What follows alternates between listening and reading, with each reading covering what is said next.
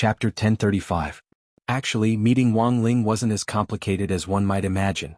Those who were familiar with him knew that as long as you prepared crispy noodle snacks beforehand, you could even video chat with the beloved Ling Jinren. Of course, Ling Jinren wouldn't say a word during the video chat. He would just stare at you with those adorable round dead fish eyes of his, and thus firmly lock onto your heart. A lot of the time, if you wanted to see into a person's heart, you just needed to look into their eyes. The eyes were the windows to the soul, and Wang Ling was no exception. The truth was that his eyes were a little special because of the king's eye, and his pupils were red. But in the cultivation world, there were plenty of cases of eye colors changing because of different foundation establishment martial arts, so there wasn't anything wrong with having the wrong eye color. Of course, there were some people who deliberately wore cosmetic contact lenses in pursuit of color, which wasn't allowed at school. There was a big difference between natural eye color and cosmetic contact lenses, and the teacher in charge of the school inspection at the entrance could tell at a glance with his many years of experience. Taking a deep breath imperceptibly, Little Silver sorted out his thoughts and planned to continue discussing the next step of their collaboration with Miss Lin. He felt that Miss Lin's proposal was reasonable, but to avoid upsetting Little Master Ling, he made an additional request.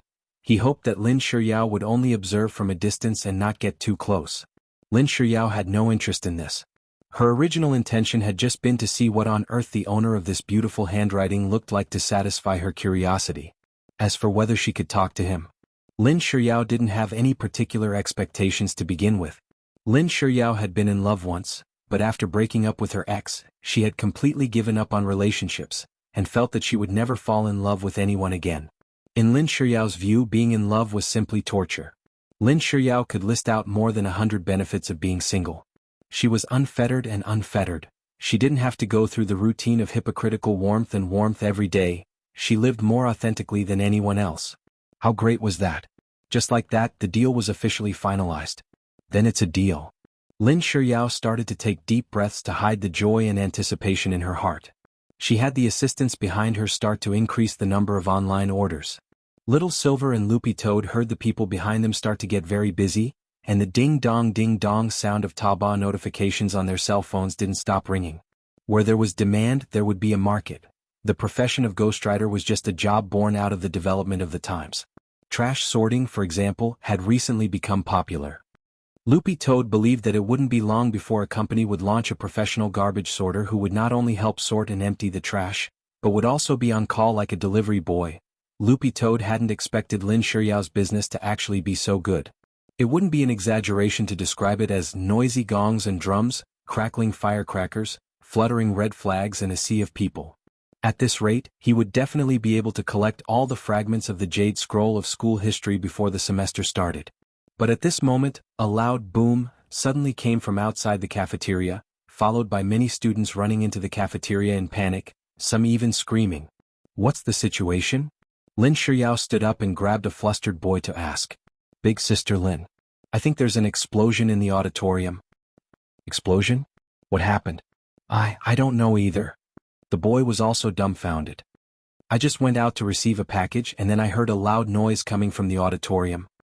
"Did anyone get hurt?" "I don't know, but I remember that there seems to be a teacher giving a public lecture in the auditorium at this time. There are about 50 alumni in the auditorium right now. You guys stay here, I'll go take a look." Lin Shiyao instructed the people behind her, and then she set off for the auditorium. Lin Shiyao was also the president of Magic Treasure Development University's Student Union. She couldn't just sit back and watch something like this happen. At the very least, she had to know the cause of the explosion in the auditorium. This incident also attracted Little Silver and Loopy Toad's attention. After some discussion, one Silver and one Dog rushed out with Lin Shiyao. Magic Treasure Development University hadn't been very peaceful recently, and it was all because of the serial killer who had yet to be brought to justice. Then, could this explosion have something to do with the killer? When they got close to the auditorium, a group of university teachers had already rushed over when they heard the news. There were also some students nearby who weren't afraid of death who wanted to join in on the fun. Armed with all kinds of magic treasures, the teachers stopped the students from moving forward and dispersed the crowd, while a few teachers were already ready to step forward and rescue people. Little Silver observed the auditorium's location. It was built in a corner of the campus, and was flanked by high walls on both sides by a high-pressure barrier, so outsiders couldn't climb over the walls. There were two entrances to the auditorium, but both had already collapsed after the explosion, and bricks, tiles and rubble had rolled down to completely cover the entrances. Seeing this, Little Silver already realized that something wasn't right. This was clearly a premeditated explosion. If it had been an accident, it was impossible for the two entrances to be blown up so coincidentally.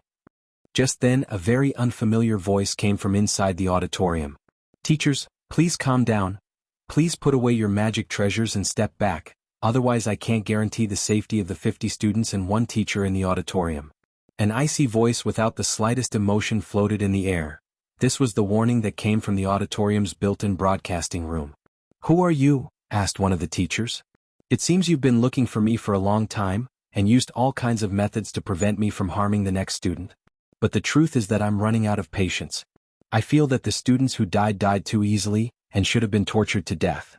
The reason why I'm holding this place hostage today is in fact the result of your Magic Treasure Development University's inaction." When the man said this, all the teachers and students broke out in a cold sweat. This was the latest serial killer. "You can ask for anything. Please don't hurt the children inside."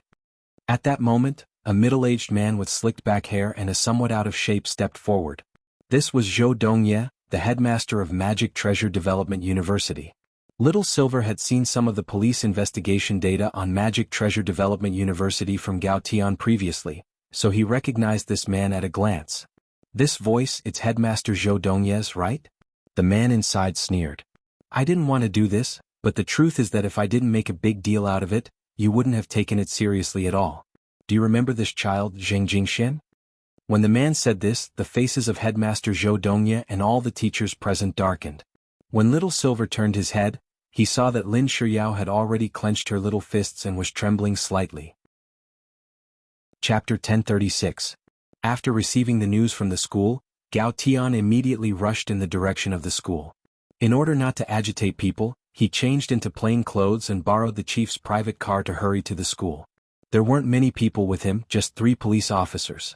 As for the Immortal Arts mobile squad, they were already deployed in the vicinity. They were hiding nearby and wouldn't show themselves for the time being. As soon as Gao Tian gave the order, they would rush in to save the students. But such a forceful attack was ultimately just a last resort, because this was a serial killer who had already killed several people. He absolutely wouldn't mind killing a few more. "How's the situation?" Gao Tian asked his assistant on the way.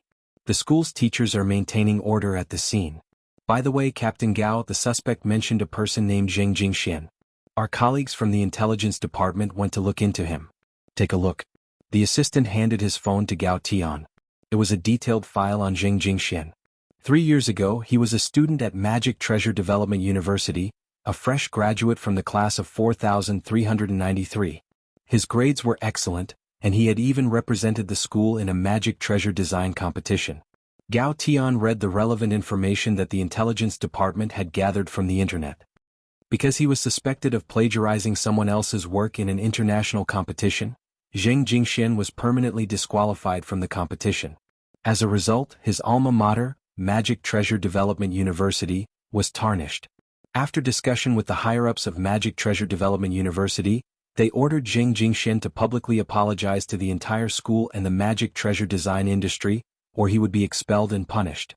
Zheng Jingxian refused to apologize, and after several fruitless attempts at communication, the school issued a disciplinary notice. When the courier delivered the notice to Zheng Jingxuan's rental apartment, he discovered that he had already committed suicide by detonating his golden core. Reading up to this point, Gao Tian rubbed his chin. So that's what happened. In fact, this incident had caused quite a ruckus back then. Gao Tian vaguely remembered that the news that year had been overwhelmingly denouncing Zheng Jingxian. The only thing missing was someone pressing his head down and forcing him to apologize. After Zheng Jingxuan's death, the incident didn't stop there. Online media outlets wrote articles about how Zheng Jingxian was so ashamed that he couldn't bear the pressure and had committed suicide to escape punishment. Then, the netizens' comments on Zheng Jingxian began to change. Those who had been clamoring to bring him to justice and wanted nothing more than to hang his corpse on the pillar of shame in history began to sympathize with him, wondering if there was some inside story. But then, in less than a week's time, the voices on the internet had disappeared without a trace. No matter how popular it was, it couldn't last more than 7 days. This was Gao Tian's understanding of the modern internet. "I remember this case, but I only learned about it 3 years ago. I don't have the right to intervene in this matter. The final police investigation showed that Zheng Jingxian had indeed committed suicide, and a suicide note was found in his home. After identification, it was indeed Zheng Jingshuan's notes. Gao Tian sighed. He didn't expect that after so many years he would personally come across this case. Perhaps there really was some inside story in the incident back then? Gao Tian guessed. But this was just a guess. He didn't have any proof, and he needed to find more evidence to corroborate the facts back then and restore the truth of the incident. But even if he wanted to investigate, it wouldn't be easy for Gao Tian. It had already been 3 years since the incident, and a lot of the chain of evidence from back then had been broken. Even the rental house where Zheng Jingxian had chosen to commit suicide had been turned into a chess room because no one was living in it.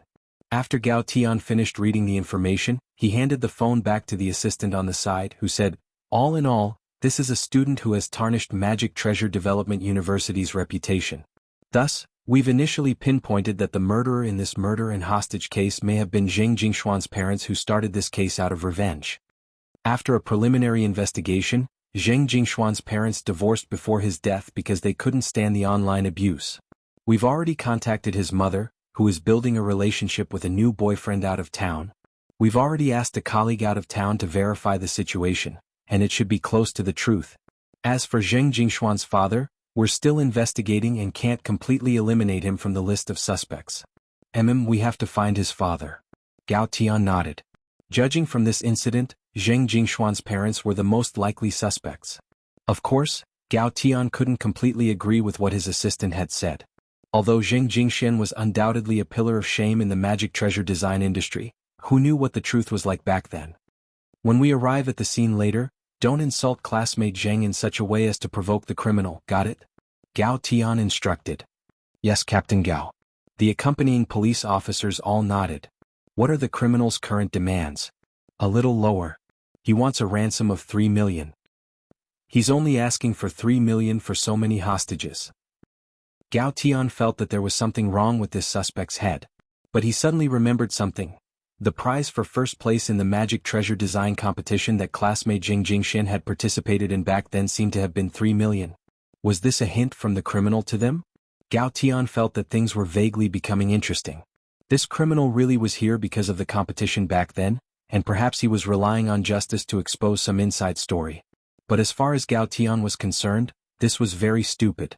Whether or not there was a secret behind the competition back then, even if there really was an insider behind the scenes, that wasn't a reason for this criminal to kill so many people in a row. The cultivation world was now on the path of the rule of law, and since it was a country governed by the law, it naturally had to follow the heavenly Tao. The weapon used to expose inside stories was the law, not private punishment. Gao Tian would go all out to investigate what happened back then, but he would also arrest this heinous criminal who had killed so many people in a row and hand him over to the law for punishment. Second, he wants Principal Zhou Dongye of Magic Treasure Development University to release the live video of the Magic Treasure Design competition that year. But because it's been a long time, Principal Zhou says that this request can't be fulfilled for the time being. He still needs to communicate with the organizing committee and get permission before he can bring the video to the scene. But the criminal doesn't accept Principal Zhou's opinion. He wants Principal Zhou to release the video within half an hour, or else he'll have to kill a hostage every half an hour. Gao Tian's expression turned cold. The third and final condition is that the criminal wants all cultivators above the Golden Core stage to withdraw from within a 10-kilometer radius, except for relevant school personnel. If they can't do it within half an hour, he'll blow up the auditorium. Chapter 1037. There was no doubt that this was an extremely ruthless criminal. But judging from the other party's 3 requests, it wasn't hard for Gao Tian to guess that the other party wanted to use this incident to overturn the case from back then. If they didn't make a big deal out of it, perhaps the truth of the case would forever be shrouded in dark clouds, never to see the light of day again. Thus, after some thought, Gao Tian issued his first instruction. Immediately arrange for the Immortal Arts mobile squad to retreat 10 kilometers away. Yes. Gao Tian was in command. Although the police officers behind him didn't understand why he wanted them to retreat, they could only obey. In fact, 3 minutes ago the Immortal Arts mobile squad had already come up with a plan to kill the criminal. They would use long-range flying swords and heat-sensing magic treasures to aim at the location of the criminal in the auditorium and kill him with one strike. Even in this situation, the success rate of this method was as high as 80%. As long as they took down the criminal, everything else would be easy to deal with. But it was clear that Gao Tian's goal wasn't just to arrest the criminal. Logically speaking, they could indeed use long-range sniping to kill a criminal who had taken hostages, but the current success rate wasn't 100%. If they failed and angered the criminal, all the students in the auditorium would be out of luck. And another very important point was the criminal's methods. Before this, the criminal had killed people through a network screen many times. Such a strange method proved that the other party's realm was high, and he definitely wasn't an ordinary person. Because of this, they had to be even more cautious. If the other party realized that they were fooling the other party, there might be unpredictable risks. When Gao Tian arrived at the scene, it was still in pretty good order. He handed the storage bag he had brought from the police station to Principal Zhou. There was a total of 3 million yuan in cash inside. After receiving the prisoner's request, Gao Tian immediately ordered the nearby banks to cooperate with him and collected the 3 million yuan as soon as possible. The other party's goal was just to get a plan, and the cash extortion was just a formality. Thus, Gao Tian estimated that the risk of the bank losing 3 million yuan was very small. Of course, even if they did lose money in the end, it would be the insurance company who would pay for it. After entering the cordon, Gao Tian suddenly noticed that Little Silver and the green-furred dog he had seen before were also inside, and he was startled. "Why are you here?" The police officers and teachers on the side were also very helpless. They had already evacuated according to Gao Tian's instructions, and didn't leave anyone at the Golden Core stage or above. But Little Silver was from the Office of Strategic Deception and needed a team leader, and they couldn't order him around at all. "I was just passing by for a bit and then I just happened to see the commotion," Little Silver said, then whispered to Gao Tian, "Don't worry, the green-furred and I have concealed our auras. They won't be able to tell." Gao Tian, the truth was that Little Silver wasn't worried at all that this murderer would care about it. The other party had asked those at the Golden Core stage and above to evacuate.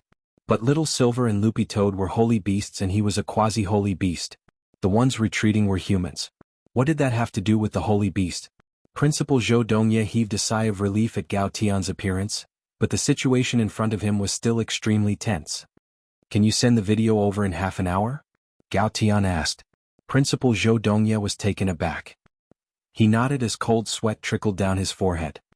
"It should be possible, Principal Zhou. I need a definite answer." "Sure." After Principal Zhou Dongye finished speaking, Gao Tian's gaze turned to the small auditorium inside. "Sir, have you heard Principal Zhou Dongye's words clearly? Now, why don't we talk about the purpose of your actions?" For a very long time, there was no reply from the person inside.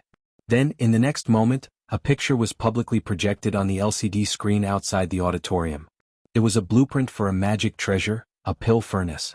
The entire cauldron was greenish-gray in color, and its surface was decorated with jade and silver beads. The bottom of the cauldron was designed with spiral legs, and each spiral leg had 128 vents that were invisible to the naked eye, which could minimize the internal pressure produced during the refining process. Finally, a circular exhaust system was embedded at the bottom of the pill furnace, reflecting the outstanding concept of environmental protection. This was the winner of the Magic Treasure Design competition 3 years ago, and the author in the lower right corner was a person called Raven. In fact, Raven didn't represent a person, but the code name of a famous studio. The person who had founded Raven Studio back then was Fu Fuxing, who had graduated from Magic Treasure Development University and was in the same class as Zheng Jingxian. The signature in the lower right corner of this spiral jade furnace design blueprint was the name that classmate Fu Fuxing had signed to promote the studio after winning the competition back then. "Fu Fuxing," Gao Tian murmured. "Fu Fuxing, who is this?" Little Silver asked. "The creator of Raven Studio, a famous magic treasure design studio in the industry." Classmate Fu Fuxing, who graduated back then, was in the same class as classmate Zheng Jingxian, and they were both outstanding talents in the same class, said Gao Tian.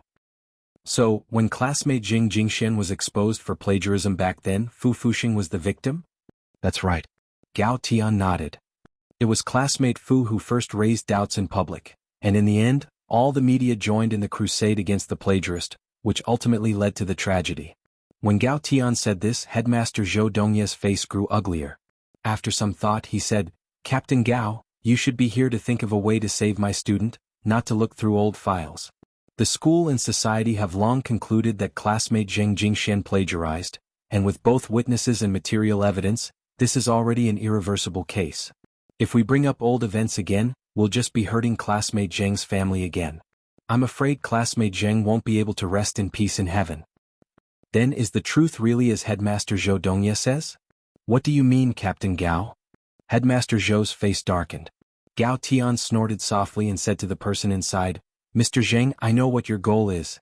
But now that it's come to this, I hope you won't make any more mistakes. You must have done a lot of research over the years, right? You might as well take this opportunity to tell us all the suspicious points you've uncovered. Everyone here is a witness. As soon as Gao Tian said this, the person inside fell into a long silence. Mr. Zheng? Zhou Dongye's expression changed when he heard Gao Tian's name. He hadn't expected the person inside to actually be Zheng Jingshuan's father. Captain Gao, you're a capable person to actually be able to guess my identity? The man inside sighed. How did you know the identity of the person inside? Little Silver asked in a low voice. Gao Tian also whispered in Little Silver's ear, I just casually tricked him, I didn't expect him to jump out. Little Silver. Zheng Tianxiang, classmate Zheng Jingshuan's father, was the culprit behind this hostage case and the serial murders. But what new evidence would Father Zheng produce when the irrefutable facts from back then were already irrefutable? Many of the teachers had doubts in their hearts. After a few minutes, Papa Zheng asked another question in the small auditorium. Next, I'd like to ask someone a question. Oh. Gao Tian asked. Classmate Lin Shiyao should be here. Please ask her to step forward and answer my first question. Chapter 1038. Before this, Gao Tian had brought people to interrogate Lin Shiyao about the situation, but he didn't expect Lin Shiyao to have some kind of connection with this case. He gave his assistant a look, and the assistant hurriedly ran down to contact his colleagues in the intelligence department to search for information on Lin Shiyao. Lin Shiyao clenched her fists. She looked unusually nervous after Zheng Tianxiang's question, and even her breathing grew heavier. Under the gazes of the surrounding teachers and nosy students, Lin Shiyao slowly walked forward with Gao Tian's help. Classmate Lin Shiyao, do you know why I called you out? Father Zheng lowered his voice as much as he could to keep it as gentle as possible. In fact, whether it was Little Silver, Loopy Toad or Gao Tian, they could all feel the uncontrollable tremor in Father Zheng's throat. It was as if he had been waiting for this for a long time. Naturally, Father Zheng was extremely agitated, but he restrained himself and did his best to maintain the emotions in his heart so that they wouldn't explode. A person was at their weakest when they were venting their emotions, so Father Zheng could only endure it. He didn't want anyone else to find any opportunity before the truth of the matter came to light. Lin Shiyao was clearly hesitant about Father Zheng's question. She had been obsessed with her studies for the last few years in order to avoid the matter between her and Zheng Jingxian. She had been living on tenterhooks, and had never expected the day the truth would come to light so soon. Classmate Lin, you can refuse to answer this criminal's question. Headmaster Zhou Dongye stepped forward again. Principal Zhou, if you interfere with this matter again, I will issue an arrest warrant for you and arrest you for the crime of disrupting order. Gao Tian glanced at Principal Zhou. Principal Zhou's face darkened and he stepped back. Lin Shiyao could be considered a celebrity at Magic Treasure Development University. To think that such a beautiful president of the student union with excellent academic results was actually connected to the school disgrace from 3 years ago, this made all the teachers and students present curious. After a moment of silence, Lin Shiyao finally seemed to pluck up her courage and raised her head. Yes, Zheng Jingxian, he's my ex-boyfriend. Gao Tian wasn't surprised by this answer, but it startled all the teachers and students present. Father Zheng, can you tell me when you broke up? Lin Shiyao said, after the Magic Treasure Design competition, Jingxian broke up with me. Very good, student Lin Shiyao's words are very honest. At least until now you haven't lied to me. Father Zheng nodded. Then, student Lin usually has the habit of imitating beautiful handwriting. Lin Shiyao's eyes were already red. Yes, this is my hobby, Father Zheng. Next, Lin Shiyao, please answer my last question. Jingshuan's will was written by you, Lin Shiyao? What? All the teachers and students present were stunned. Student Lin, why didn't you say so back then? Principal Zhou Dongye's voice also trembled. Lin Shiyao's heart was on the verge of collapse. She said while crying, after the plagiarism incident in the competition was exposed, Jingxian suffered retaliation. His arms were broken. Then he came to me and asked me to write a letter of apology for him. I didn't expect that this letter of apology would become his will. Very good. Father Zheng was very satisfied with Lin Shiyao's answer. He had already investigated these facts a long time ago. Now that he had Lin Shiyao say it herself, it was only to prove it in front of everyone. Classmate Lin, I will remember your feelings for Jing Xian. Thank you. Jing Tianxiang, what the hell do you want? Principal Zhou roared. Principal Zhou Dongye, don't be anxious. The next question is for you. I also hope you can answer truthfully. If you answer a single question incorrectly, I can't guarantee the safety of the hostages here. The corners of Principal Zhou's mouth twitched. He was the principal of a cultivation institution of higher learning, and no one had ever dared to argue with him in this school. Gao Tian gazed at Principal Zhou's gloomy face. In his academic career, Principal Zhou had always believed in not competing. He was a very cautious person in his daily life. After the magic treasure design plagiarism incident 3 years ago, Principal Zhou was the first person to stand up and apologize to the public on Zheng Jingshuan's behalf. It was precisely because of this that Principal Zhou Dongye hadn't been affected by the incident back then, and had instead gained the image of an impartial and good principal. But since you've caused such a ruckus today, Gao Tian knew very well that the truth behind it wasn't as simple as it seemed back then. Father Zheng sneered on the broadcast and asked, Principal Zhou, let me ask you, after the incident, did you personally verify it? The cultivation police will investigate and verify it. I don't have the right to interfere. Very good, I understand what you mean, Principal Zhou. Father Zheng was silent for a moment before he continued, does that mean you didn't even watch the video of the competition in its entirety, Principal Zhou? The police have already publicized all the evidence. What difference does it make whether I check it or not? It's just a waste of time.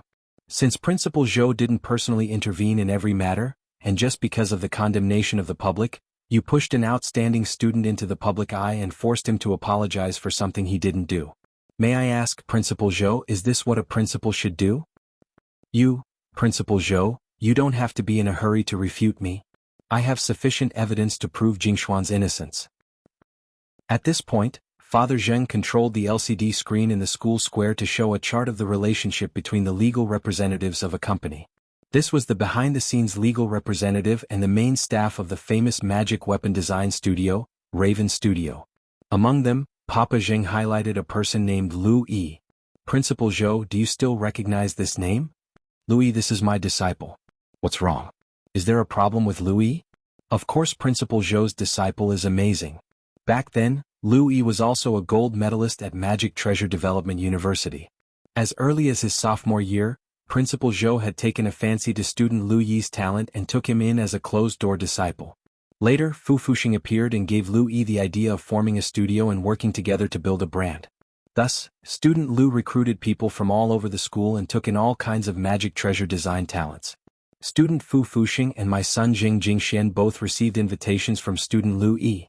Father Zheng unhurriedly told the story. Student Lu made a name for himself and established Raven Studio. Later, after recruiting student Fu, he pushed him to the position of CEO of the studio, while he himself retreated behind the scenes to take on the role of legal representative and company PR. Principal Zhou, don't you think it's strange? What on earth are you trying to say? Principal Zhou gritted his teeth. What I want to say is actually very simple. Zheng Qianxiang said coldly, I want to say that student Lu Yi actually doesn't have any real ability. All the magic treasure designs he made in university, including the designs he submitted to the competition, were all based on my son Zheng Jingshuan's high school work, including that plagiarism case 3 years ago. Tianjin. Chapter 1039. Zheng Tianxiang's words caused an uproar among the teachers and students. The truth was that there were far more shady dealings in the design industry than this. Perhaps this was just the tip of the iceberg, but because of the irrefutable evidence from 3 years ago, no one dared imagine what kind of impact this iron-faced principal of Magic Treasure Development University would have if this case had been successful. Therefore, most people were like Principal Zhou Dongye. Most of them didn't believe it. It had been 3 years since the incident, and Raven Studio was no longer the small studio it used to be. Raven Studio now enjoyed a global reputation and was about to go public. If this scandal was exposed at this time, it was likely that they would never be able to make a comeback. Father Zheng, since you say that, what evidence do you have? A university teacher stepped forward of his own accord. Zheng Qianxiang's lips curled up. He had been waiting for this for so long. Things had already come to this point, and it went without saying how important the truth was. What Zheng Qianxiang wanted to do at the very beginning was to draw attention to this incident with his actions. But there was one thing. Zheng Qianxiang didn't kill anyone. When Zheng Qianxiang arrived at the scene, he discovered that the dead students had already been murdered. The dead alchemist was the witness who had exposed the plagiarism case back then. Although Father Zheng hadn't obtained direct evidence yet, this coder was the person who had led public opinion online back then. Without knowing the truth, this student, who was an alumnus of the same year, had spread all kinds of rumors online as a bystander. In the end, he had blamed the online violence on Zheng Jingxian. As for the female live streamer, she was student Fu Fuxing's ex-girlfriend in university. These three people were crucial witnesses, but they were all dead by the time Father Zheng arrived. Of course, the most unlucky person was still student Shen Guangrong. When the suspect had been attacking student Shen Guangrong, Father Zheng had used his strength to lend a helping hand from the screen and stop the murderer. Father Zheng speculated that student Shen Guangrong was very likely a random target the murderer had chosen to mislead the public. That way the police might not be able to link this case to the magic treasure design plagiarism case from 3 years ago. Father Zheng actually already had an idea who the culprit was. Father Zheng vaguely sensed that there was an insurmountable abyss waiting for him ahead. He didn't know what he would face if he continued to investigate further. But Father Zheng was well aware that he was a father. Since he was a father, he had to do what he was supposed to do, redress his son's grievances. When Father Zheng walked out of the broadcasting room, the students in the auditorium, as well as the teacher who had given the lecture earlier, had already calmed down from the initial panic. So far, everything Father Zheng had done really made it impossible to associate him with this vicious serial killer. Most of them were just observing. During their public lecture in the auditorium, a shadow suddenly jumped out of the big screen and finally materialized into Father Zheng in front of them. Father Zheng was very strong. The moment he appeared, everyone in the auditorium was bound by the power of this shadow and couldn't move. Then, Father Zheng got the female teacher to cooperate with him and take away all the students' phones. He also activated the barrier inside the auditorium to block any possibility of telepathic magic informants. Then the scene before them happened. Father Zheng slowly walked out of the broadcasting room. He walked up to the dais, stood at attention, and bowed deeply to everyone. Teacher and fellow students, I'm sorry to have startled you. Please stay with me for a while longer to do what a father should do. Father Zheng bowed again. The students and teachers in the auditorium were unusually cooperative. They were new students this year, and although they had heard about the plagiarism case back then, they hadn't personally experienced it. At that time, they had been so busy with the college entrance examination that they hadn't had time to care about the comments online. This was also the reason why Father Zheng had chosen to kidnap this batch of students. They were a relatively neutral party, and their opinions on this matter were more from the perspective of the onlookers. On the other hand, Father Zheng also needed direct witnesses. The witnesses he had been looking for had all been eliminated. Since there was no longer any testimony from back then, Father Zheng had to find a new batch of witnesses. Now that things have come to this, are you still hiding? I still have a lot of evidence on hand. If I play it all, you'll probably spend the rest of your life in prison, won't you? Father Zheng stood with his hands behind his back. He was dressed in pitch-black ancient clothes, and when he released his aura, it fluttered even though there was no wind, naturally giving off the air of a master. After the plagiarism case, Father Zheng had been looking for evidence all this time. It had been an extremely difficult process, and the person behind the scenes was wearing down all the evidence bit by bit. The results of Father Zheng's years of painstaking work had already been released just now. If the witnesses were gone, he would create new ones. If the evidence was gone, he would create new ones. As Father Zheng said this, he could already sense that the person he was looking for had already arrived in the auditorium without anyone knowing.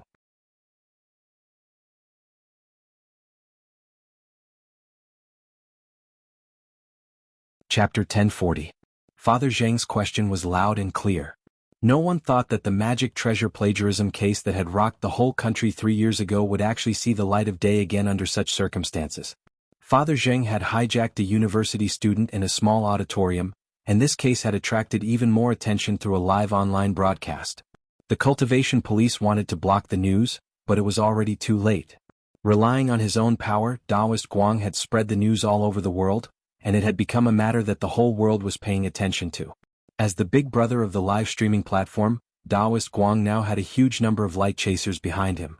Of course, apart from Wang Ling's secret greeting, The reason why Taoist Guang had chosen to live stream this incident was that he wanted to use this incident to let more people know the truth of the case and reflect on it. Student Zheng Jingxian couldn't stand the strange gazes, and died in humiliation amidst everyone's curses. He had chosen to commit suicide to defend his last bit of dignity.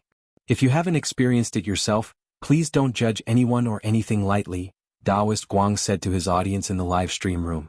What had really killed student Zheng Jingxian wasn't the plagiarism case itself, but the human nature reflected in it.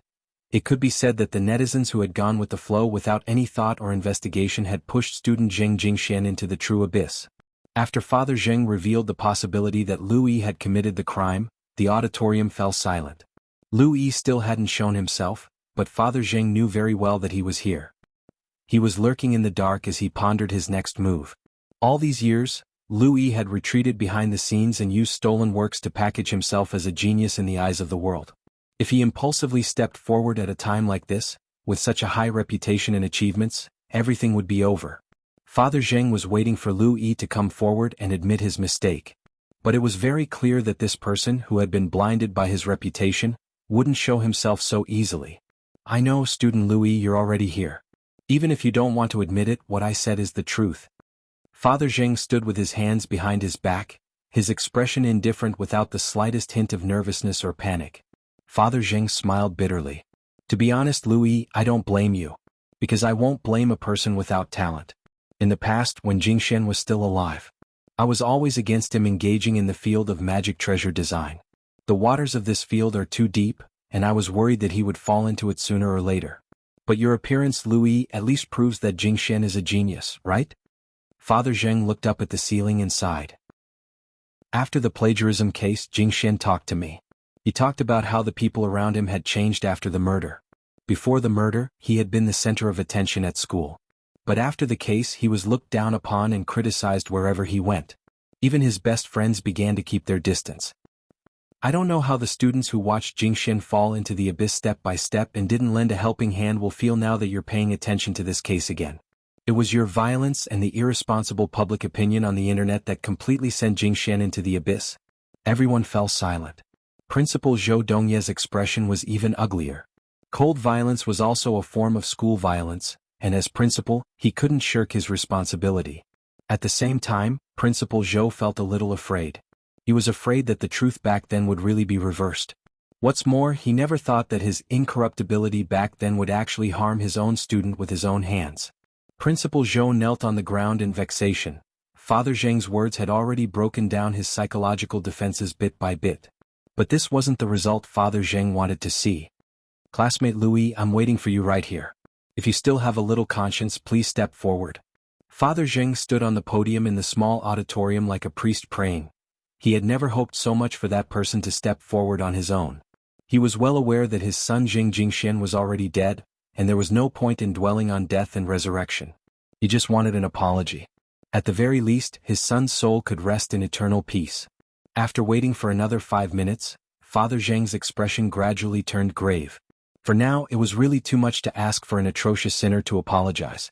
Whether it was a homicidal maniac who attacked an innocent female university student abroad or a shameless pervert who attacked young children, their hearts were twisted for all sorts of reasons.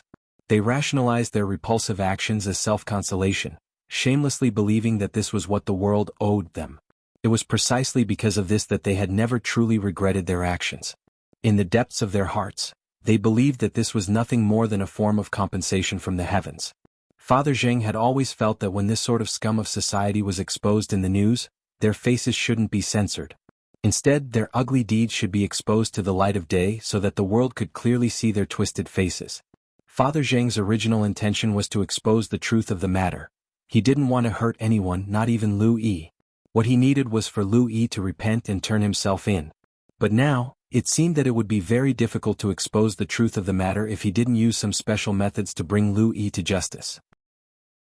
Elsewhere, Gao Tian had already ordered the intelligence team to obtain all the latest information on Father Zheng. A lot of the information actually hadn't been updated and was old. That was because Father Zheng had disappeared after Zheng Jingshuan's death, and had lost contact with his family for a time. He had been listed as a missing person as early as 2 years ago. But for Gao Tian this was still helpful. At the very least he could gain a more comprehensive understanding of Father Zheng. What's new? Little Silver asked on the side. There's nothing special about it. Gao Tian checked Zheng Tianxiang's information. Father Zheng was a local resident of Shanghai City who had grown up in the city and even studied at university there. There didn't seem to be any problems with this information, but when he read the column for realm registration, Gao Tian frowned deeply.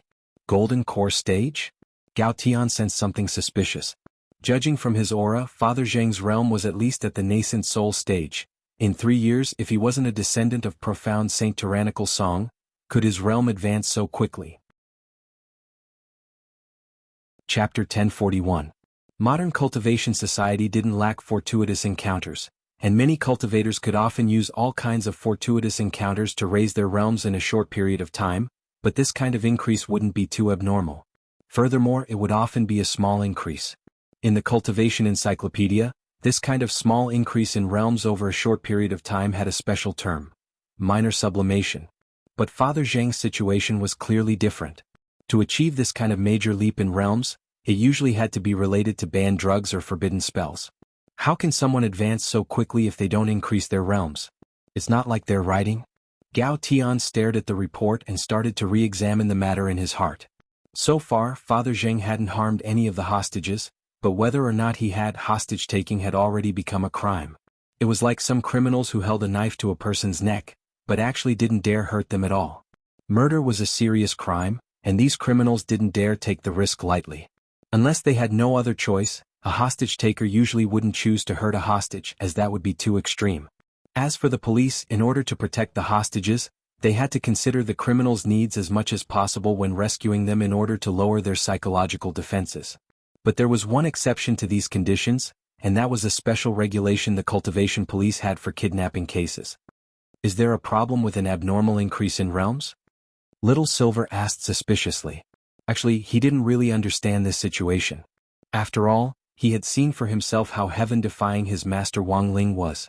At the beginning, Master Wang Ling's realm would increase by 1 level every 2 years, but this rate of increase was now accelerating, and the intervals between realms were getting shorter and shorter. It was precisely because of this that Little Silver was well aware that his master was looking for a way to perfectly control his strength. Of course, Wang Ling's situation was actually a little different from Father Zheng's. Wang Ling was born with it, while Gao Tian had already determined that Father Zheng might have cultivated some kind of forbidden spell or taken some banned drug. It's over. Gao Tian broke out in a cold sweat as he stared at the report. If this goes on, there's a very high chance that Father Zheng will be directly shot dead by the special regulation. Is it illegal to increase one's realm too quickly? Loopy Toad asked. It's not illegal to grow fast, but if you grow fast and take hostages, it's dangerous to make such risky moves. Gao Tian's expression gradually turned solemn as he explained to Little Silver and Loopy Toad, if there's an abnormal growth rate, there's a 95% chance that it's because of forbidden drugs or forbidden spells.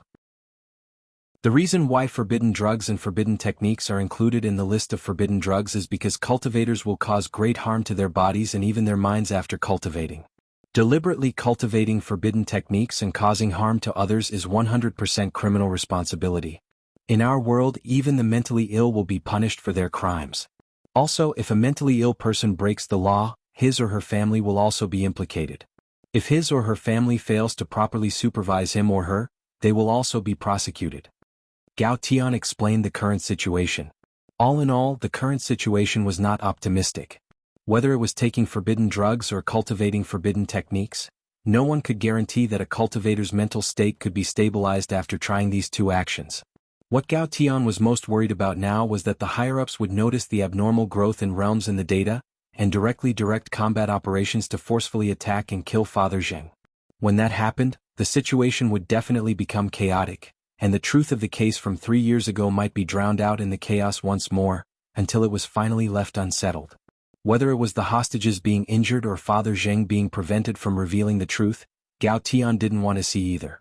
Elsewhere, in the Cultivation Police Headquarters office, Chief Zhao slapped the table. Tell me, what on earth is going on now? Why hasn't the Immortal Arts Mobile Squad made a move yet? What the hell are they doing? The murderer who's taking hostages is advancing at an abnormal rate, which clearly shows that there's a problem. If the hostages are harmed because of a forbidden spell or forbidden drug, who can bear the responsibility? On the side, the police assistant wiped his sweat and comforted him. Chief, don't be angry. Most netizens are now focusing their attention on the case from 3 years ago again, because the suspect Zheng Tianxiang hasn't harmed the hostages yet. If we make a move now, it might cause public outrage. I'm sorry for my bad attitude, I apologize first. But the higher-ups are also putting a lot of pressure on us for this case. I hope we can solve it as soon as possible. Chief Zhao rubbed his brow and took a deep breath. Who's in charge of this case? It's Superintendent Gao Tian, who was recently promoted. Chief Zhao, you even signed off on it before. Oh, it's him. I remember. Chief Zhao nodded. Comrade Gao Tian has always performed well. If he's in command at the scene, I might be a little more at ease. There shouldn't be any problems. Furthermore, Team Leader Little Silver from the Office of Strategic Deception is also at the scene. Team Leader Little Silver's realm is profound, and his assistance is double insurance. The Office of Strategic Deception's team leader is also there? That's pretty stable. Hearing this, Chief Zhao instantly heaved a sigh of relief. He unhurriedly picked up the cup in front of him, blew on it a few times and then took a big sip of tea. Oh, by the way, Chief Zhao, I just received news that Director Audiobook is on his way. Pooh. Chief Zhao spat out a mouthful of tea at the assistant in front of him. What's he doing here?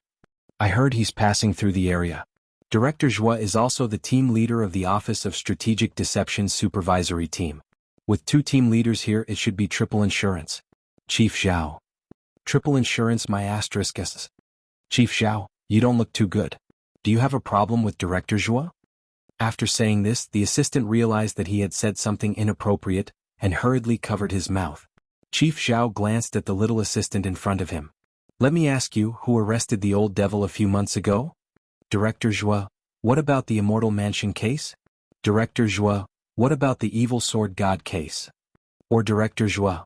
Zhen, I've been in this position for quite a few years. I'm just short of a big commendation and I might be able to move up again. This Zhua isn't from our police station, but in the end he gets all the credit every time. Chief Zhao touched his heart, feeling very aggrieved. Then Chief Zhao means, inform the Immortal Arts Mobile Squad to send 1/10 of our men to keep an eye on Zhua. Remember, after he's finished watching the scene, urge him to leave as soon as possible. All right, Chief Zhao. Chapter 1042. Number 60 High was already in the process of being promoted to a key city high school. Although the fragments of the Jade Scroll of school history were still being collected, like all the other key city high school candidates, the general administration of 100 schools had to go through the necessary procedures, and Zhua had to personally approve and sign it. Today, Zhua had originally planned to visit the summer campus construction team in charge of number 60 High and several other candidate high schools. In the end, he had only been halfway there when Secretary Dakong directly called his cell phone. Little Zhuazi, there's a problem at Magic Treasure Development University. It seems that the Immortal Arts Mobile Squad has been mobilized. There's a police officer called Gao Tian handling the situation at the scene. Go over and take a look, said Secretary Dakong. Old leader. I'm busy meeting with the school construction team. Since a police officer has already gone, it doesn't matter if I go or not. Zhua wiped at his sweat. He was mainly afraid that if he went over he would inexplicably gain another merit after the case was closed. Chief Zhao at the police station had already been unhappy because of the old devil and the master of Immortal Mansion, so Zhua felt that it was indeed a little inappropriate for him to interfere with the normal work of the police station. But Secretary Dakong didn't think so. Little Zhuazi, you're wrong. The general administration of 100 schools is in charge of all schools, including universities. The police station is in charge of hostage-taking, but the general administration of 100 schools is in charge of improving academic discipline. Most of the public opinion online now has a lot to say about the plagiarism case from 3 years ago. You're in charge of improving academic discipline, while the police station is in charge of rescuing the hostages. There's essentially no conflict. Zhua, we need to strictly rectify and deal with the problems of school violence and academic fraud. I've already decided on the case from 3 years ago. I've now specially approved the documents for you to be the chief commander of the investigation. Zhua, already approved? I haven't received the documents yet. They should be on the way. Holding the phone in one hand, Secretary Dakong glanced at the time on the computer screen before he said to Zhua, Little Zhuazi, you should be in the car, right? Yes, Zhongleng is driving. Zhua nodded. Open the window, said Secretary Dakong. All right. Zhua obeyed. Just as he did so, A document flew directly in through the window like a hidden weapon. A courier on a flying sword greeted Audiobook in a very handsome manner. Director Zhua, your express delivery has arrived. Remember to give me a 5-star rating. Secretary Dakong, Immortal Tong Express, mission accomplished. Very reliable. If we let them deliver the packages, we definitely won't have to worry about sending the packages to other places by mistake like the Federation Express did. Audiobook, alright, that's all I've said. We have to take care of both the school's atmosphere and the students' minds. I know that little Zhuozi has been very busy recently. You've been busy with the construction of the key high school in the city, and you've also been busy going to a few Golden Core universities to understand the situation. Things like finding 3 study partners to accompany foreign students must be dealt with seriously. Yes. Audiobook nodded solemnly. Our country has been on the road from poverty to prosperity, and we have long been used to seeing the world as equals. Many special treatments have disappeared, and more equal treatment has been born. Isn't it a pleasure to have friends coming from afar? Being neither servile nor overbearing is the best form of respect. Excerpt from People's Daily, Secretary Dakong sighed emotionally.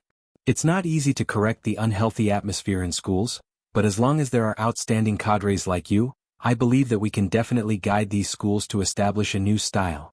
When you're done with your work, I'll personally give you permission to take a vacation. Yes, leader. I guarantee I'll complete the task. Audiobook nodded. The old secretary's heartfelt words were well-reasoned and convincing, and Audiobook was already unable to decline the task in front of him. In fact, he had already been paying attention to the Magic Treasure Development University incident in the car, and had been planning to check it out after work was done. Little Lang, change your route to Magic Treasure Development University. The old secretary personally arranged this task, Audiobook said from the back of the car. Then what about the school construction team? We've already arranged a time. I'm going to deal with Magic Treasure Development University. I'll leave the school construction team to you. You've been working for me for so long, I believe in your abilities. Also, pay attention to the materials and don't cut corners. If anything goes wrong, I'll hold you responsible. I have high hopes for you. Yes. I guarantee I'll complete the task. Zhong Lang nodded solemnly in the same tone as when Audiobook had spoken to the old secretary earlier. And then there was no then. When Zhong Lang sent Audiobook to the scene, all the police officers present couldn't help wiping at their cold sweat when they saw him arrive. You go. I don't dare, I offend Director Zhua. Is this guy full? Then offending Chief Zhao is enough. Of course not. Then you go. F***K, why should I go? Audiobook was about to find someone to understand the current situation when a deputy captain was pushed forward by the police officers. Director Zhua, this is a hostage situation. If you always come to inspect our work, we welcome you. But please don't interfere too much. What do you mean by interfere too much? Audiobook smiled. Let me ask you, where did this hostage situation take place? University. Then what kind of place does our general administration of 100 schools care about? The deputy captain, all right, I won't steal your job. Audiobook patted the deputy captain on the shoulder. Deputy Captain Liu, don't be nervous.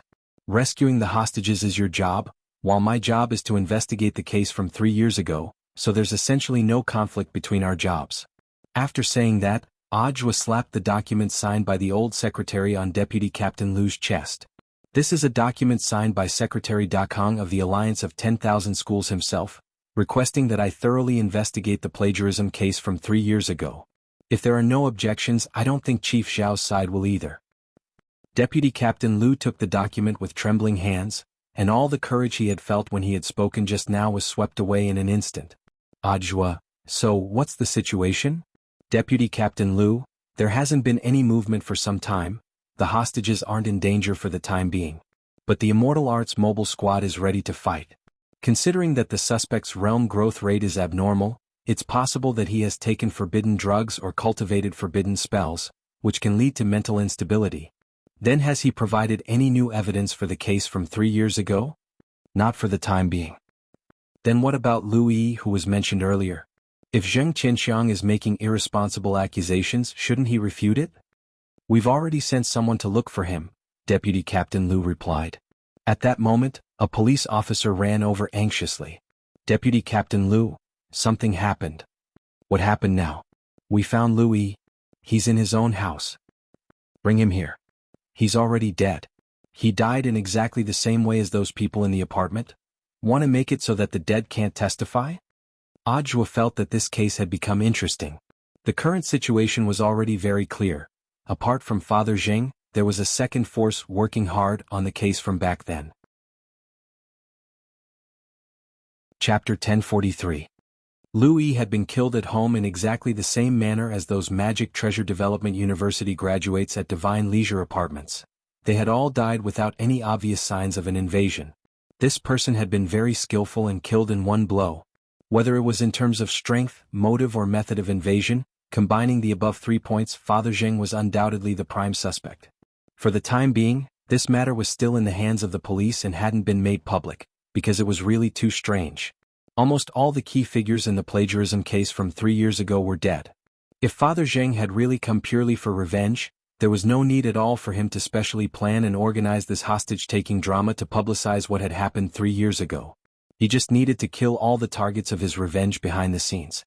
So, the current situation was very clear. This was framing. After hearing the news that Louis had been killed, Gao Tian, Little Silver and Audiobook had a tacit understanding that this was the case. But they had no idea at all what this second force behind the scenes was. In the small auditorium, Father Zheng broke out in a cold sweat. He had been waiting for Louis to step forward on his own. After waiting for a long time for Louis to show no signs of remorse, he had been about to circulate his qi and use a spell to directly capture Louis on the other end of the screen and interrogate him on the spot. In the end, when Father Zheng's spiritual senses penetrated Louis's home, he saw that Louis was already dead in front of his computer. His throat had been directly slit open and blood sprayed out onto the ceiling. Drops of blood formed beads on the scarlet ceiling and dripped down incessantly. The scene was as horrifying as a horror movie. In a trance, Father Zheng withdrew his spiritual senses. Louis was dead. The most important person in overturning the case had disappeared just like that. Father Zheng felt like it was a huge blow. Who on earth was it? Who could actually overturn the case several times in a row and make a move before he could? The power behind this made Father Zheng feel a little afraid. It was like a curse, as if an invisible curse power was thwarting his every move. If he couldn't overturn the case this time after he went to jail, there might be no one who could help his son clear his name of this injustice that had been buried for 3 years. If he wanted to clarify, he had to choose this moment when the attention was the greatest. It was common knowledge that netizens, as a bystander, would usually only pay attention to an event for 7 days. No matter how big an event was, after a week of fermenting on the internet, its popularity would be suppressed by a new event. In the end, no one would pay attention to it. The truth was that Father Zheng wasn't necessarily as pessimistic as he imagined.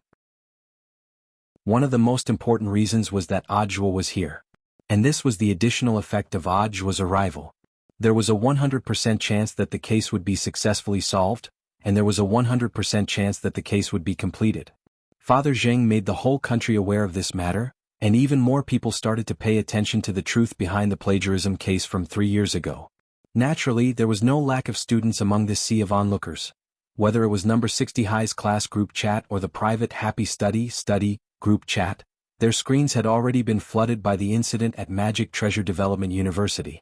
In the group chat, Super Chin had been depressed for the last 2 days because he had run into Old Pan when he went out to copy homework, but the incident at Magic Treasure Development University eased his gloominess a little. Scientific research showed that when people ate melons, or in layman's terms, gossiping, their brains would secrete a hormone called dopamine, which made them feel happy and happy. The effect was similar to eating candy. That was to say, gossiping and eating candy could both make people happy. As the saying went, if it didn't concern you, don't worry about it. Why were onlookers called onlookers? Because melons were sweet. And the sweet one could make people happy. I think this Senior Zheng's injustice is definitely true. Super Chen's words in the group chat were astonishing. It was fine for the others to see this, but Wang Ling couldn't help trembling in his heart. This time he had to believe it even if he didn't want to. Super Chen's blessed mouth wasn't something he was born with, but something he had developed. After exploring Super Chen's memories the last time, Wang Ling had a whole new understanding of this monstrous mouth. The key is the witness, which is gone now. Dopey Gua sighed. Isn't there still Louis? This Father Zheng hijacked the entire auditorium to threaten Louis to come out. As long as Louis is willing to come out, everything will be fine. Unless Louis is dead, Super Chin continued. Wang Ling, Dopey Gua, he's really dead. Super Chin, what the hell? I was just saying, Don't joke around. Dopigua, he's really dead. An uncle of mine at the police station told me that Louis died very miserably, and his death was exactly the same as that of the graduates from Divine Leisure Apartments. Now the police's biggest suspect is Father Zheng, because almost all the evidence and the motive point to him. Wang Ling was stupefied. Super Chin's mouth and Dopigua's uncle. These two could totally open a detective agency together. If they had been born a few decades earlier, Detective Conan probably wouldn't have been involved. AI, this is going to be difficult. Just now, I saw a lot of netizens analyze this Louis as the key figure. If Father Zheng wants to overturn the case, he'll have to rely on Louis. Whether Louis is willing to tell the truth or not, at the very least he has to be alive.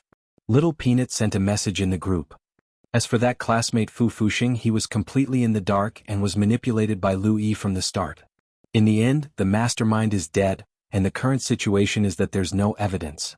Not necessarily. Super Chin suddenly said, I'm thinking of a possibility.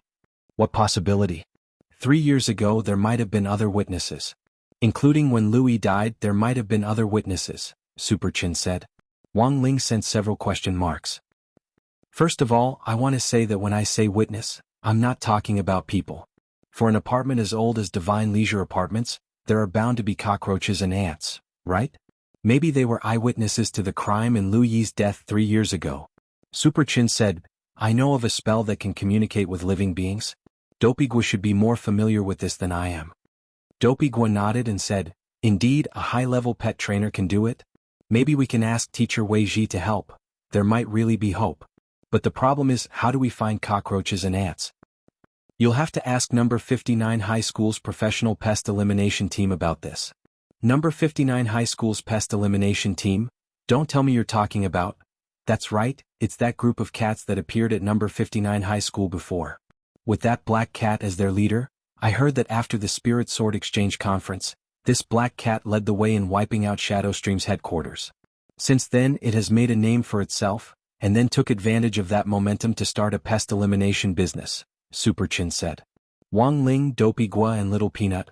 Super Chin, I heard that with that black cat as their leader, their business now covers all the major districts of Shanghai City.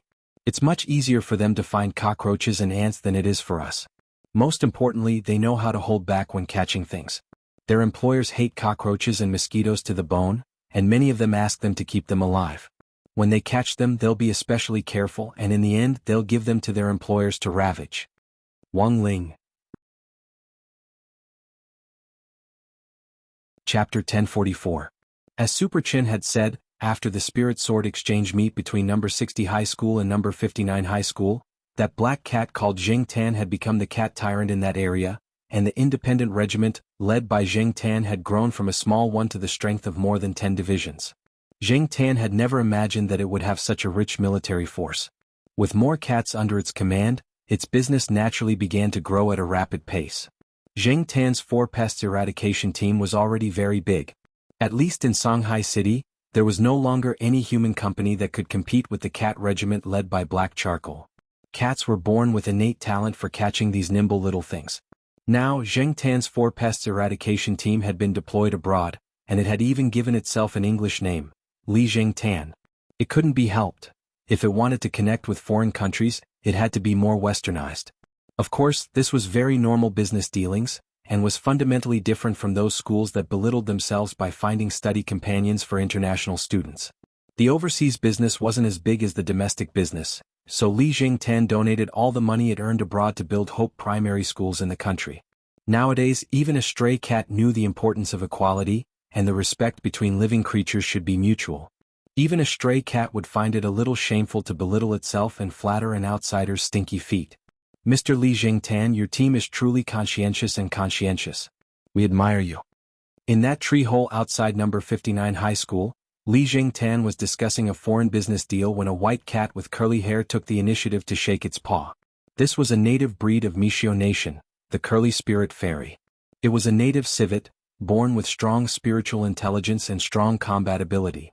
But because it was so good-looking, many cultivators would rather keep it at home and provide it with food and water than let it participate in battle, for fear that it would hurt them. Thus, the curly spirit fairy had gradually lost its wild nature in Mishio Nation, and would meow madly in fear of mice and cockroaches. Li Jingtan had seen this business opportunity, which was why it had expanded its business abroad. This curly spirit fairy cat in front of them was called Mary, and could be considered the representative of Mishio Nation's cats who had crossed the ocean to negotiate. Mary's owner doted on her so much that he had directly chartered 2 immortal boats to send her over.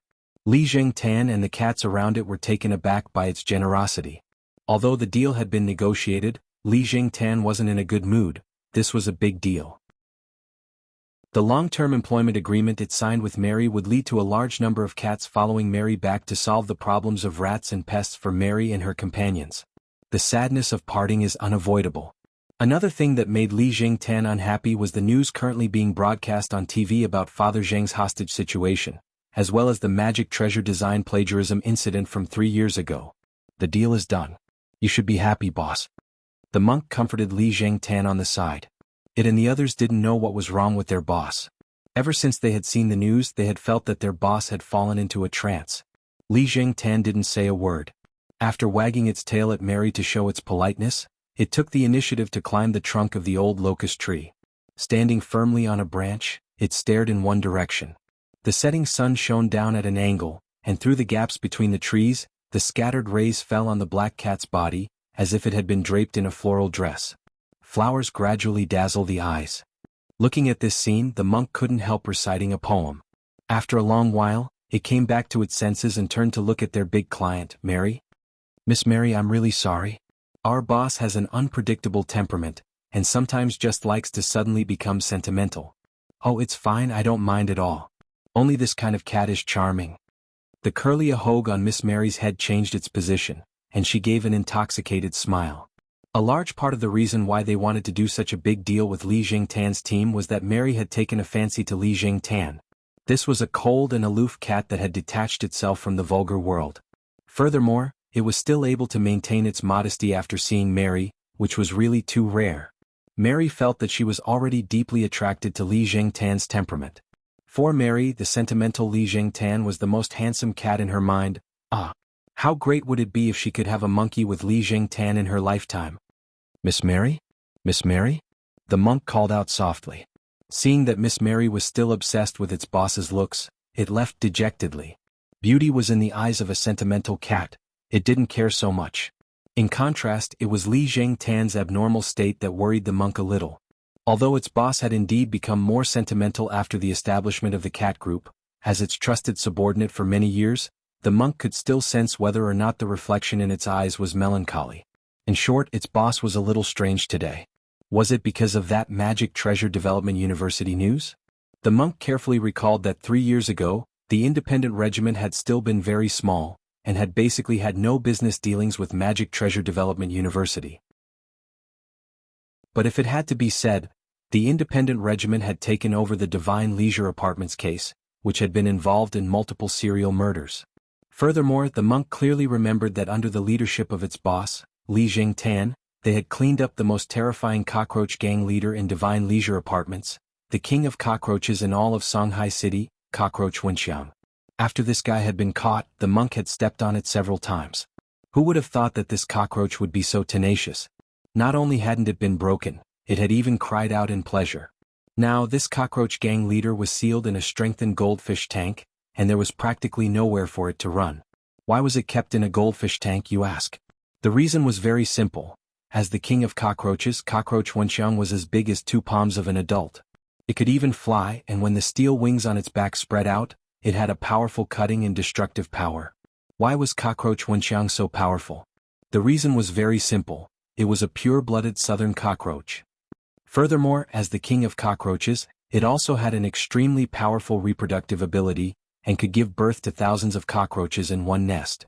These thousands of little cockroaches would continue to give birth, and if they continued to develop, they would be able to circle the earth. But fortunately, Cockroach Wenxiang had already been captured by the independent regiment, and the biggest cockroach gang in Shanghai City had been eliminated. At the very least, the cockroaches of various families would stop for a while. Seeing that its boss, Li Jingtan, was in a bad mood, the monk was wondering if it should take out the fish tank in which Cockroach Wenxiang was sealed to relieve its boredom. At that moment, the monk smelled a very familiar scent. Suddenly, the monk raised its head. Immortal meow. Chapter 1045. It could be said that the war between the cockroaches and the cat groups had started before the independent regiment had even been established. This was a global underground dispute, just like the feud between cultivators and the demon race and the devil race, which had lasted for 1,000 years. Everyone in the spirit beast circle knew that cockroaches and cat groups couldn't coexist. For many years, cockroaches had been loathed for all kinds of bad practices. For example, they liked to live in greasy and smelly sewers and didn't care about their own hygiene at all. They used their greasy and germ-covered bodies to contaminate food and spread deadly germs to every corner of the city. How terrifying were the cockroaches in the cultivation world? They had more tenacious vitality than normal cockroaches, and because of their strong reproductive ability, cultivators were defeated when they ran into cockroaches. Many cultivators would even choose to directly move out after discovering a cockroach nest at home. Once a cockroach nest was discovered, it wouldn't take more than a few days for the cockroaches to crawl into every corner of the house. As soon as you opened the door, you would see these pitch-black things spreading their steel wings and flying all over the place. Thus, exterminating cockroaches and maintaining the environment in the cultivation world became something that all cultivators had to work together to face. Cockroaches reproduced so quickly that they couldn't be eradicated, so at the very least, they had to suppress their numbers by eliminating them every year. There was now a cultivators' pest exterminator guild in the market responsible for dealing with insect pests in each household. The guild would issue missions in the announcement hall based on the situation of the insect pests in each area. Cultivators who accepted the mission would receive a watch-shaped soul collector to record the number of cockroaches eliminated, and the mission would be considered complete once the target was reached. Once the mission was completed, the cultivator would receive a certificate issued by Wuxia Alliance as well as a reward of Immortal Fate merit points, which could be directly exchanged for all the cultivation resources they wanted in the guild. This sounded easy, but it wasn't. After several years of working with the Pest Exterminator Guild, Wuxia Alliance realized that it was difficult to completely suppress the insect pests with the strength of cultivators alone, and that there would be additional losses. The main reason was that such a large area of pests would make many cultivators who went on missions choose to directly use their ultimate skills to kill the pests, and some even used sacred artifacts to kill the cockroaches. In the end, a lot of cockroaches were killed, but with the extinction of the cockroaches, the buildings would also be greatly damaged at the same time. Therefore, this kind of behavior was not worth it. After some consideration, Wuxia Alliance decided to use some local spirit beasts to help clear out the pests, and the effect of this initiative was surprisingly good. A large part of the reason why the independent regiment was able to develop now was because of Wuxia Alliance's support. Not only did Li Jingtan lead the cats to protect the environment, it had also found a way for its cat regiment to survive and develop. Of course, apart from Wuxia Alliance's support, another very important reason for its current scale was that Li Jingtan had personally captured Changgang's boss, Cockroach Wenxiang. Just as Tyron had said, this was a giant cockroach the size of 2 adult palms when caught. However, in reality this was not the complete form of Cockroach Wenxiang. In order to catch it, Li Jingtan had put in a lot of effort. When it had caught Cockroach Wenxiang, this guy had shrunk into a corner and hadn't moved at all. Li Jingtan had calculated when Cockroach Wenxiang was going to evolve and shed its skin, and had ordered the nearby cats to swarm over and take down the weakened Cockroach Wenxiang in one fell swoop. And then, there was no and then. Cockroach Wenxiang was now imprisoned in a glass fish tank and couldn't get out at all. After being caught, Li Jingtan had straightaway executed the water torture on Cockroach Wenxiang. Of course, it was impossible to directly drown Cockroach Wenxiang in water. This guy was the king of cockroaches, and it went without saying how tenacious it was.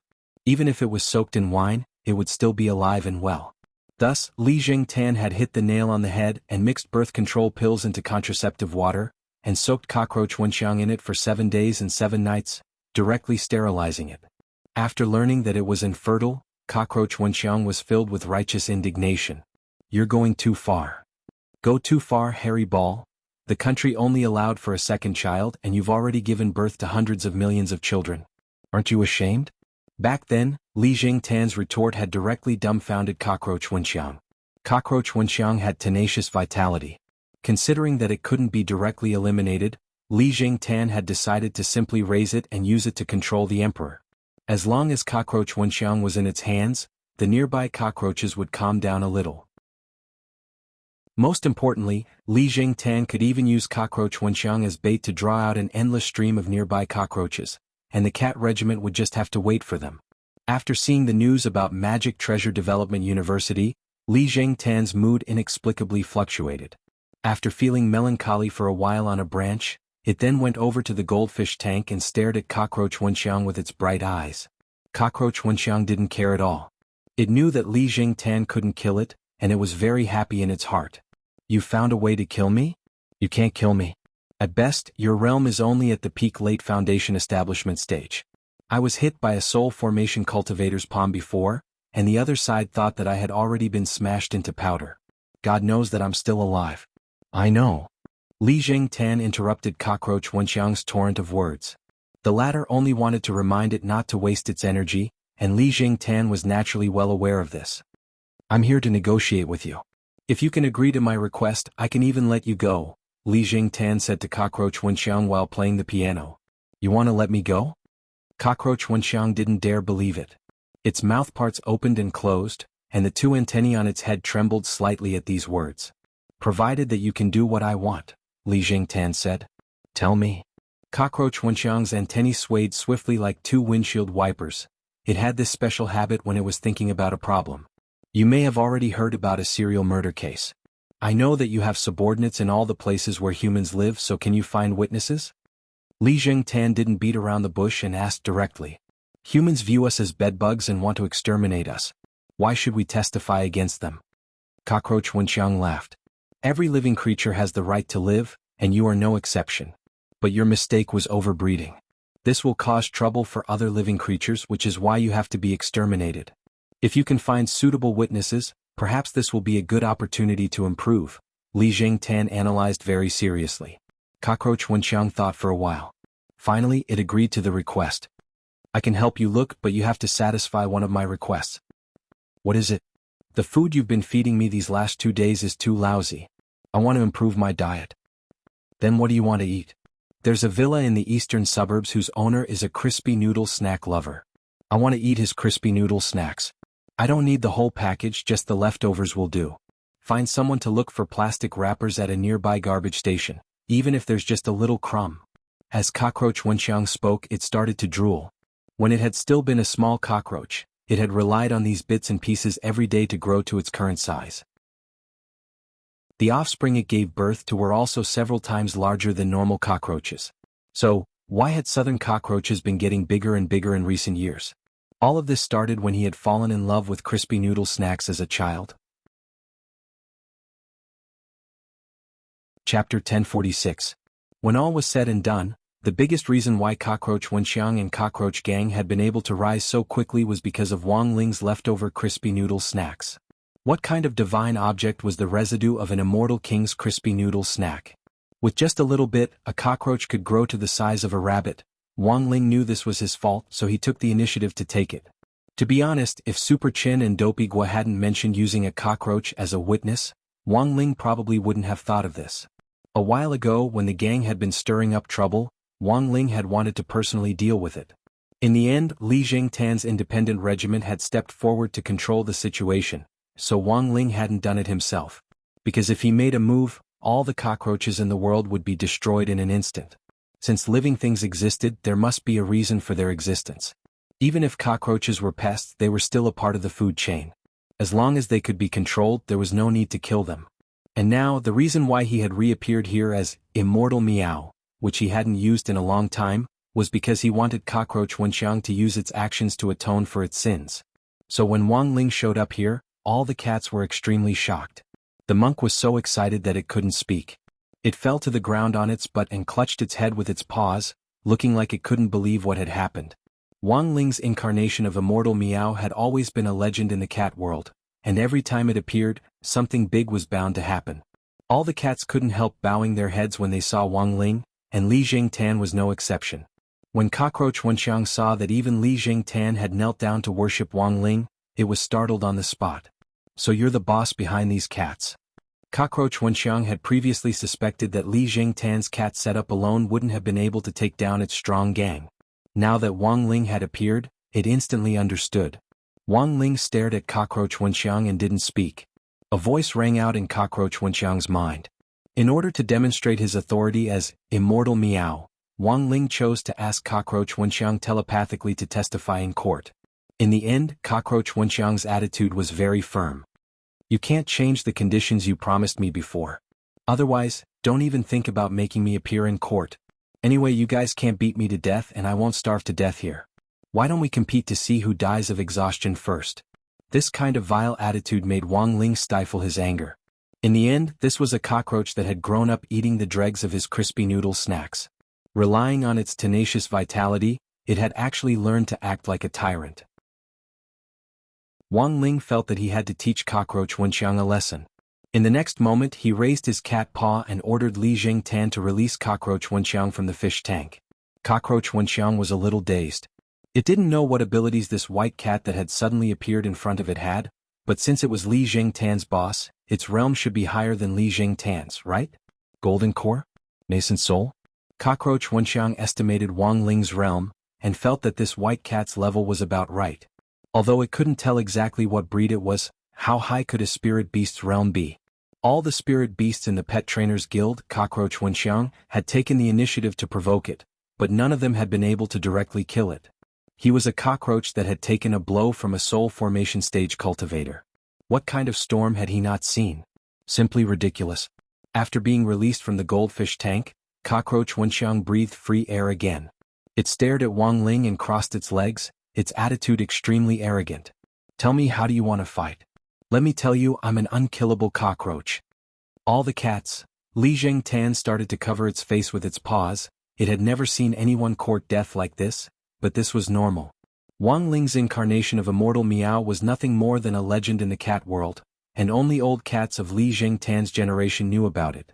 Newborn kittens had to listen to old cats' stories to learn about Immortal Meow. And there were even fewer cats who had actually seen Immortal Meow. Thus, Li Jingtan's independent regiment was more like a cat regiment favored by Wang Ling. The cats in the independent regiment had already seen Wang Ling no less than 3 times, which was why many of them were willing to work for Li Jingtan. In many cat eyes, Li Jingtan was a cat favored by a god, and good things might happen if they followed this Commander Li. But as an authentic cockroach, Cockroach Wenxiang indeed couldn't understand this belief in the cat world. It even started to provoke Wang Ling, knowing that Wang Ling's slap wouldn't be able to do anything to it. How about this, let's make a bet. If you slap me unconscious, I'll go and testify. It could be said that this was Wang Ling's first time encountering such an arrogant cockroach. Even the old devil and evil sword god had their souls flash before in the face of its slap. The moment they were slapped, they had no doubt that they would die.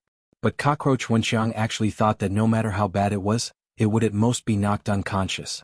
This kind of inexplicable self-confidence made Wang Ling unhappy. Of course, he couldn't slap Cockroach Wenxiang to death, because he still had to keep it alive to find a witness. But it was still possible to teach Cockroach Wenxiang a lesson. Wang Ling mustered all his strength and imbued his cat claws with primordial qi. Dark blue streams of air instantly emerged from his claws and rose into the air like colored steam. Spirit energy materialization. All the cats were horrified. It could only be said that Immortal Meow was in the end Immortal Meow. This was a sign that the spirit power in the body had reached its peak, which proved that the concentration of spirit energy was extremely high, which directly caused the spirit qi to materialize as steam when it was released. This was a sign of an expert, because there were very few cultivators who could materialize spirit energy. Cockroach Wenxiang broke out in a cold sweat. It never thought that this white cat would indeed be different from all the spirit beasts it had seen before. Even a soul formation cultivator couldn't materialize spirit energy, unless this cat was true immortal level? A true immortal level cat? How was this possible? Cockroach Wenxiang was alarmed. If this was really the case, perhaps this Immortal Meow could be recorded in the Cultivation Encyclopedia as a historical record for research. How could there be such a fierce spirit beast in the world? Ready? Wang Ling opened his mouth in the next moment. This was the first time he had spoken as Immortal Meow. Before Cockroach Wenxiang could react, the claw, which had been accumulating power for a while, was already swatting at Cockroach Wenxiang. In that instant, there was a violent earthquake, and the area for hundreds of li around number 59 high school began to shake violently. Just as Wang Ling's paw was about to land on Cockroach Wenxiang's head, it had already fainted from fright. Then Wang Ling withdrew his hand just in time. This earthquake had happened so suddenly that no one had expected it to happen. Songhai City was on the coast and not between the cracks in the Earth's crust, so earthquakes were very rare. This sudden earthquake had a magnitude of 12.0 and lasted for 2 seconds. Although it didn't cause any damage, Wang Ling's paw was eventually recorded by geologists in the Cultivation Encyclopedia, and human cultivators began to think about protecting the natural environment. Chapter 1047. Wang Ling's slap scared cockroach Wenxiang so much that it fainted on the spot.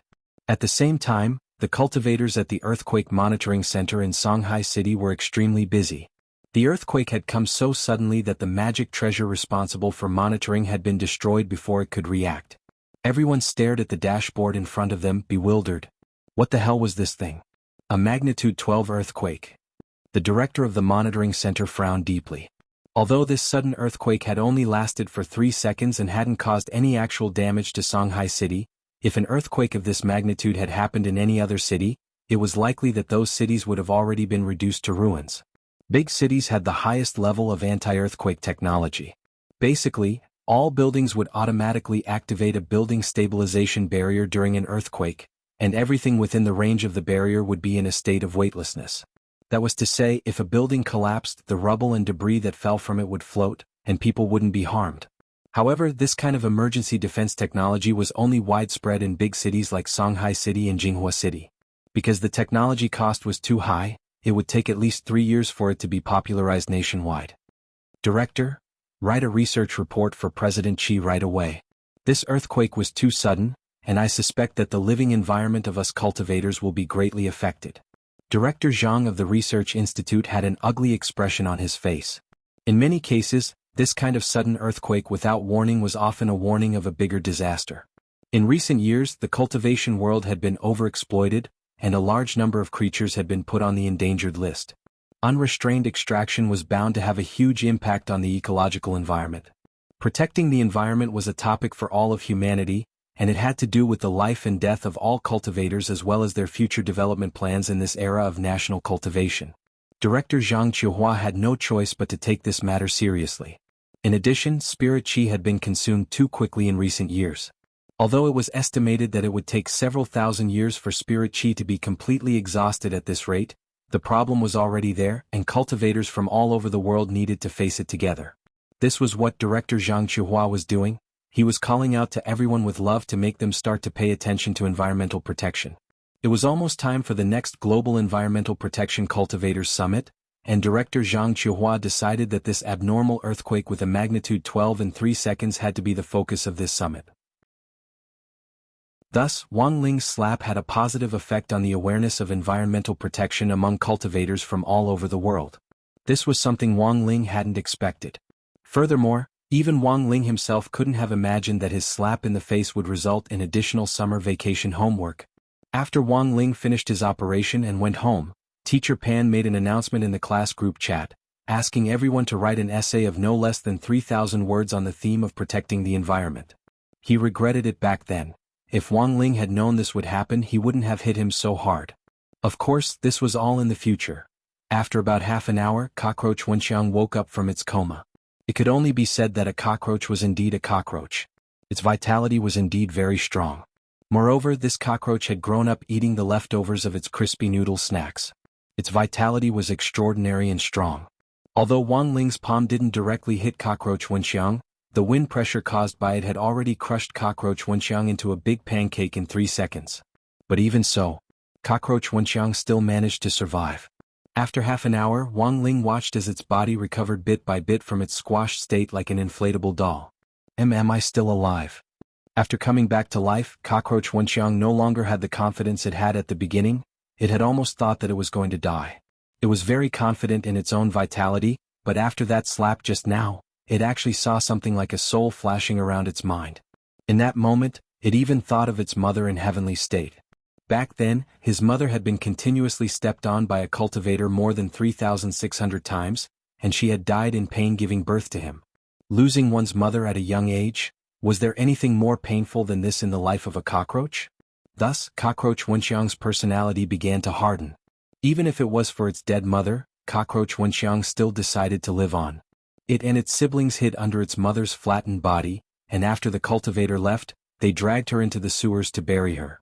It had already sworn that it would live on. As long as it could be eaten, cockroach Wenxiang wouldn't miss out on it. It vowed to strengthen itself, and in the end, Become a cockroach that couldn't be trampled to death no matter what? The light of the soul flashing around Cockroach Wenxiang brought it back to its tragic childhood.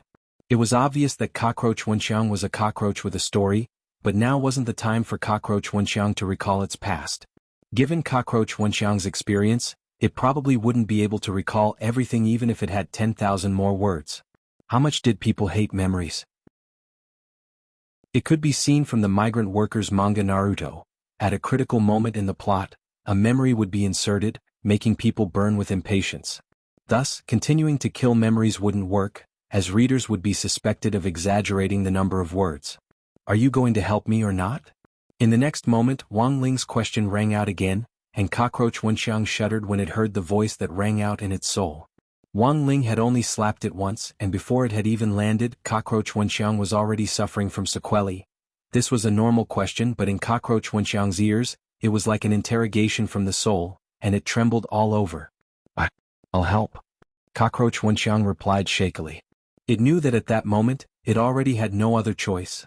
Elsewhere, Ajwa very quickly received the news from Wang Ling as expected of Shifu. He was actually able to find a new witness under these circumstances. Ajwa was extremely excited. A few minutes ago, Wang Ling had sent him a message saying that he had found a new witness. Then he announced the news to the public. All the police officers present, as well as the school leaders and teachers of Magic Treasure Development University, were taken aback when they heard this. A new witness? A new witness? Headmaster Zhou Dongye didn't dare believe it. The most important witness, Lu Yi, was already dead, and it was very likely that the person who killed Lu Yi was Father Zheng himself. How could there be a new witness in this completely secret room? Mr. Zheng, the police have already found a new witness who can prove your innocence, as well as the truth of the suicide case 3 years ago. So, Mr. Zheng, please release all the students here immediately, and the police will definitely give you an explanation. Without further ado, Ajwa began his final negotiations with Father Zheng. The scene was silent for several minutes. The door of the auditorium slowly opened. With tears in his eyes, Father Zheng raised his hands high as he walked out of the auditorium. 3 years ago, those police officers had wronged his son. 3 years later, he still chose to believe that the police officers could prove his son's innocence and reveal the truth to the world. Everyone was baffled no matter how they thought about it. Director Zhuo, what on earth is going on? Gao Tian asked. I found a new girl called Little Liang who said she witnessed Lu Yi's death, Ajwa replied. Who is Miss Little Liang? A cockroach, commonly known as a cockroach. Chapter 1048. I was wrong, I really was wrong. I'm ashamed of what my motherland has done for me, and I sincerely apologize to the students I held hostage in the auditorium. I'll accept however many years I need to be sentenced to. In the interrogation room, Father Zheng confessed to his illegal actions. Although he hadn't caused anyone harm, the hostage-taking had really happened. Furthermore, until a new witness testified in the public trial, Father Zheng couldn't be cleared of being a murderer. At that moment, Gao Tian, Ajwa and Little Silver were all facing Father Zheng in the interrogation room. Little Silver was in charge of taking down Father Zheng's statement. For Little Silver, this was a way of accumulating material. He had been learning to write novels recently, but he wasn't very talented.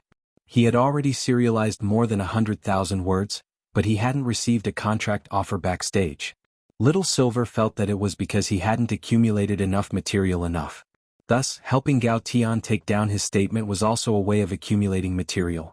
Gao Tian's and Ajwa's interrogations were different. In order not to steal the credit, the two of them had a clear division of labor.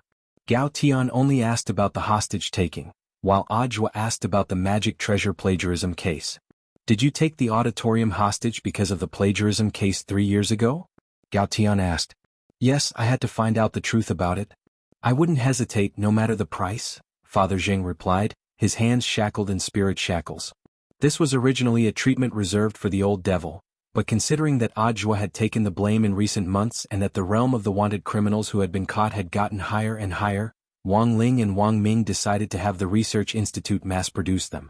Spirit shackles had already become a standard in prison. If no new witness had appeared, would you still have done this? Gao Tian asked. Father Zheng thought for a while, then said hesitantly, It's hard to say. You should have taken legal action. That's the right way to go, Gao Tian said.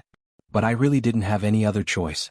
I used online complaints and offline petitions, but nothing came of it in the end, because I didn't have any concrete evidence. As for the witnesses I wanted to find, they all died at the hands of others after I arrived. I didn't hurt anyone in this matter. Father Zheng said in full detail, including Lu Yi. At first, I just wanted to use magic to pull him out from behind the screen. In the end, when I passed through the screen, I suddenly realized that Lu Yi was already dead. Gao Tian nodded. He compared Father Zheng's confession with the evidence they had so far. Father Zheng's words were very credible. He could answer most of the questions in great detail. It was similar to the information the police had.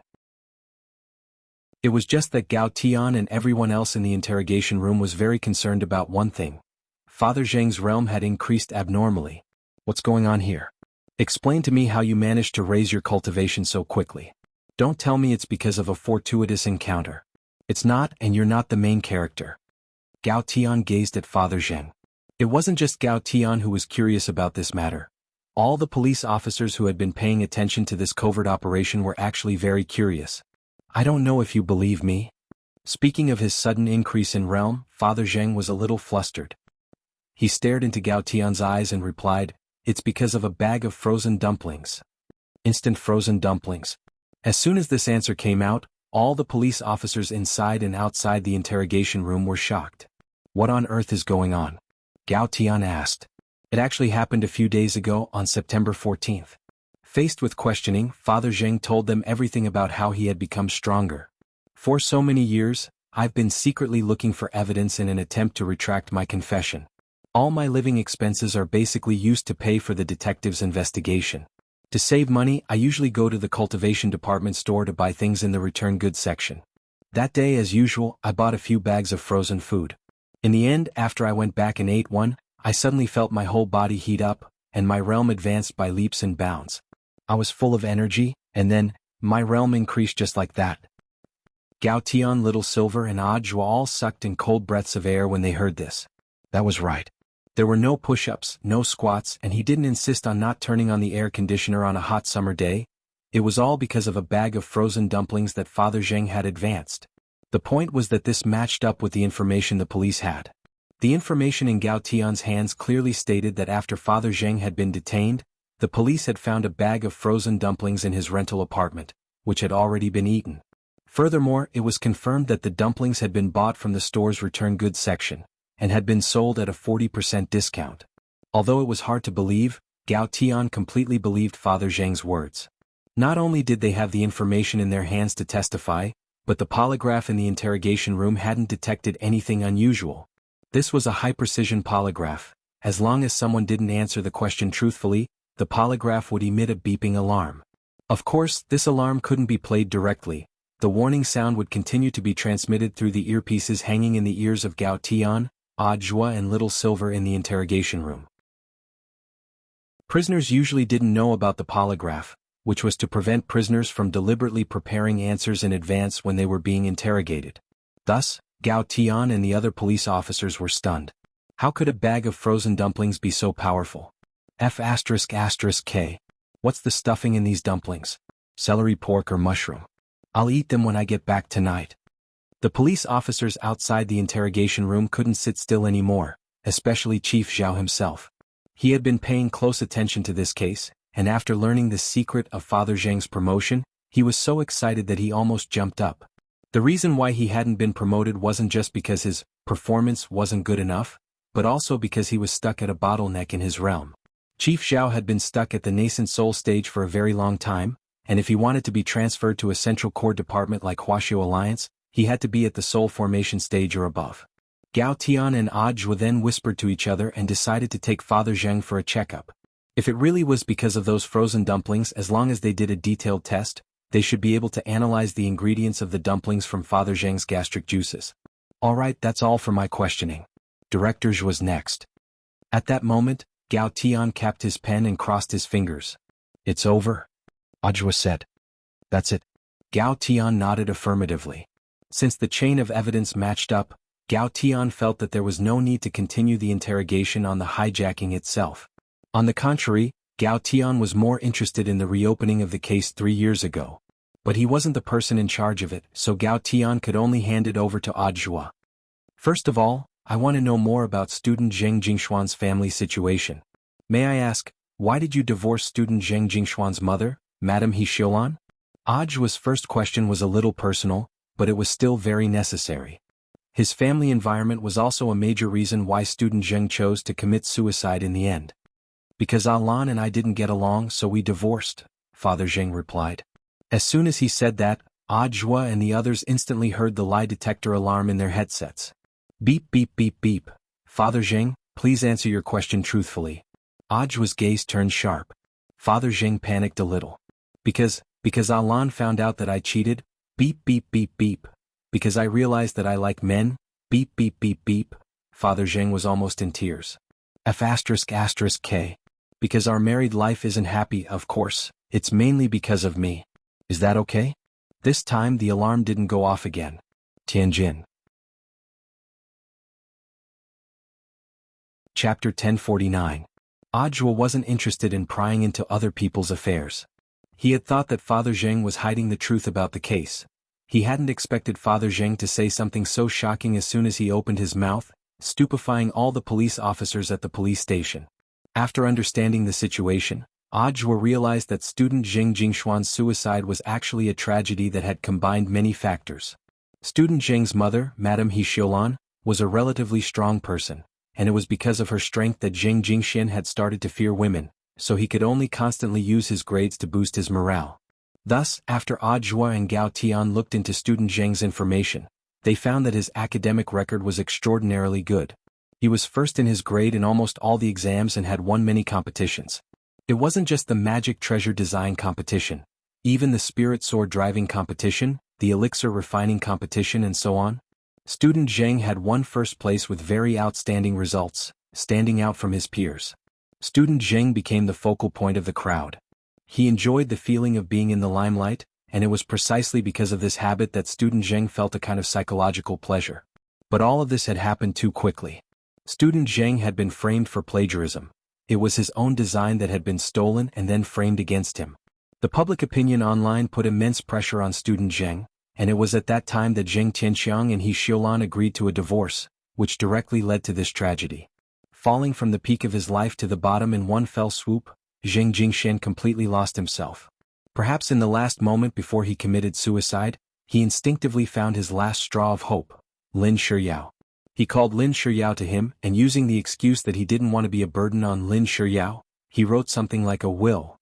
In order not to be a burden on Angel Capital, he drew a clear line between himself and Lin Shiyao, and then chose to commit suicide. After Zheng Jingshuan's death, Lin Shiyao sank into deep self-blame. She hated herself for being cowardly, for not pulling Zheng Jingxian out at the most critical moment, and instead started to doubt her boyfriend's behavior as the rumors spread.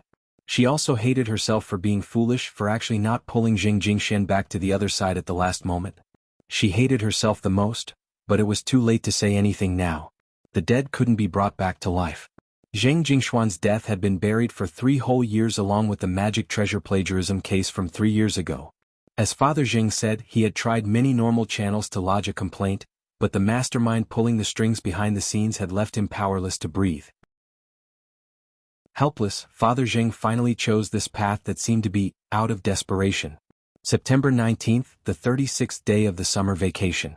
As for Father Zheng's hostage kidnapping case, and the magic treasure plagiarism case from 3 years ago, the Cultivation Police Bureau and the General Administration of 100 schools respectively filed public prosecutions in court. The Police Bureau requested that the hostage kidnapping case be charged, while the General Administration of 100 schools requested that the magic treasure plagiarism case be retried.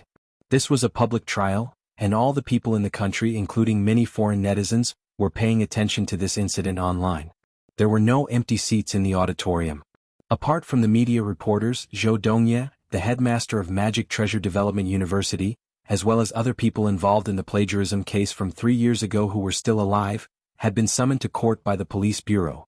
When Gao Tian brought Father Zheng to the defendant's seat in the courtroom with spirit shackles on his hands, he saw a familiar person.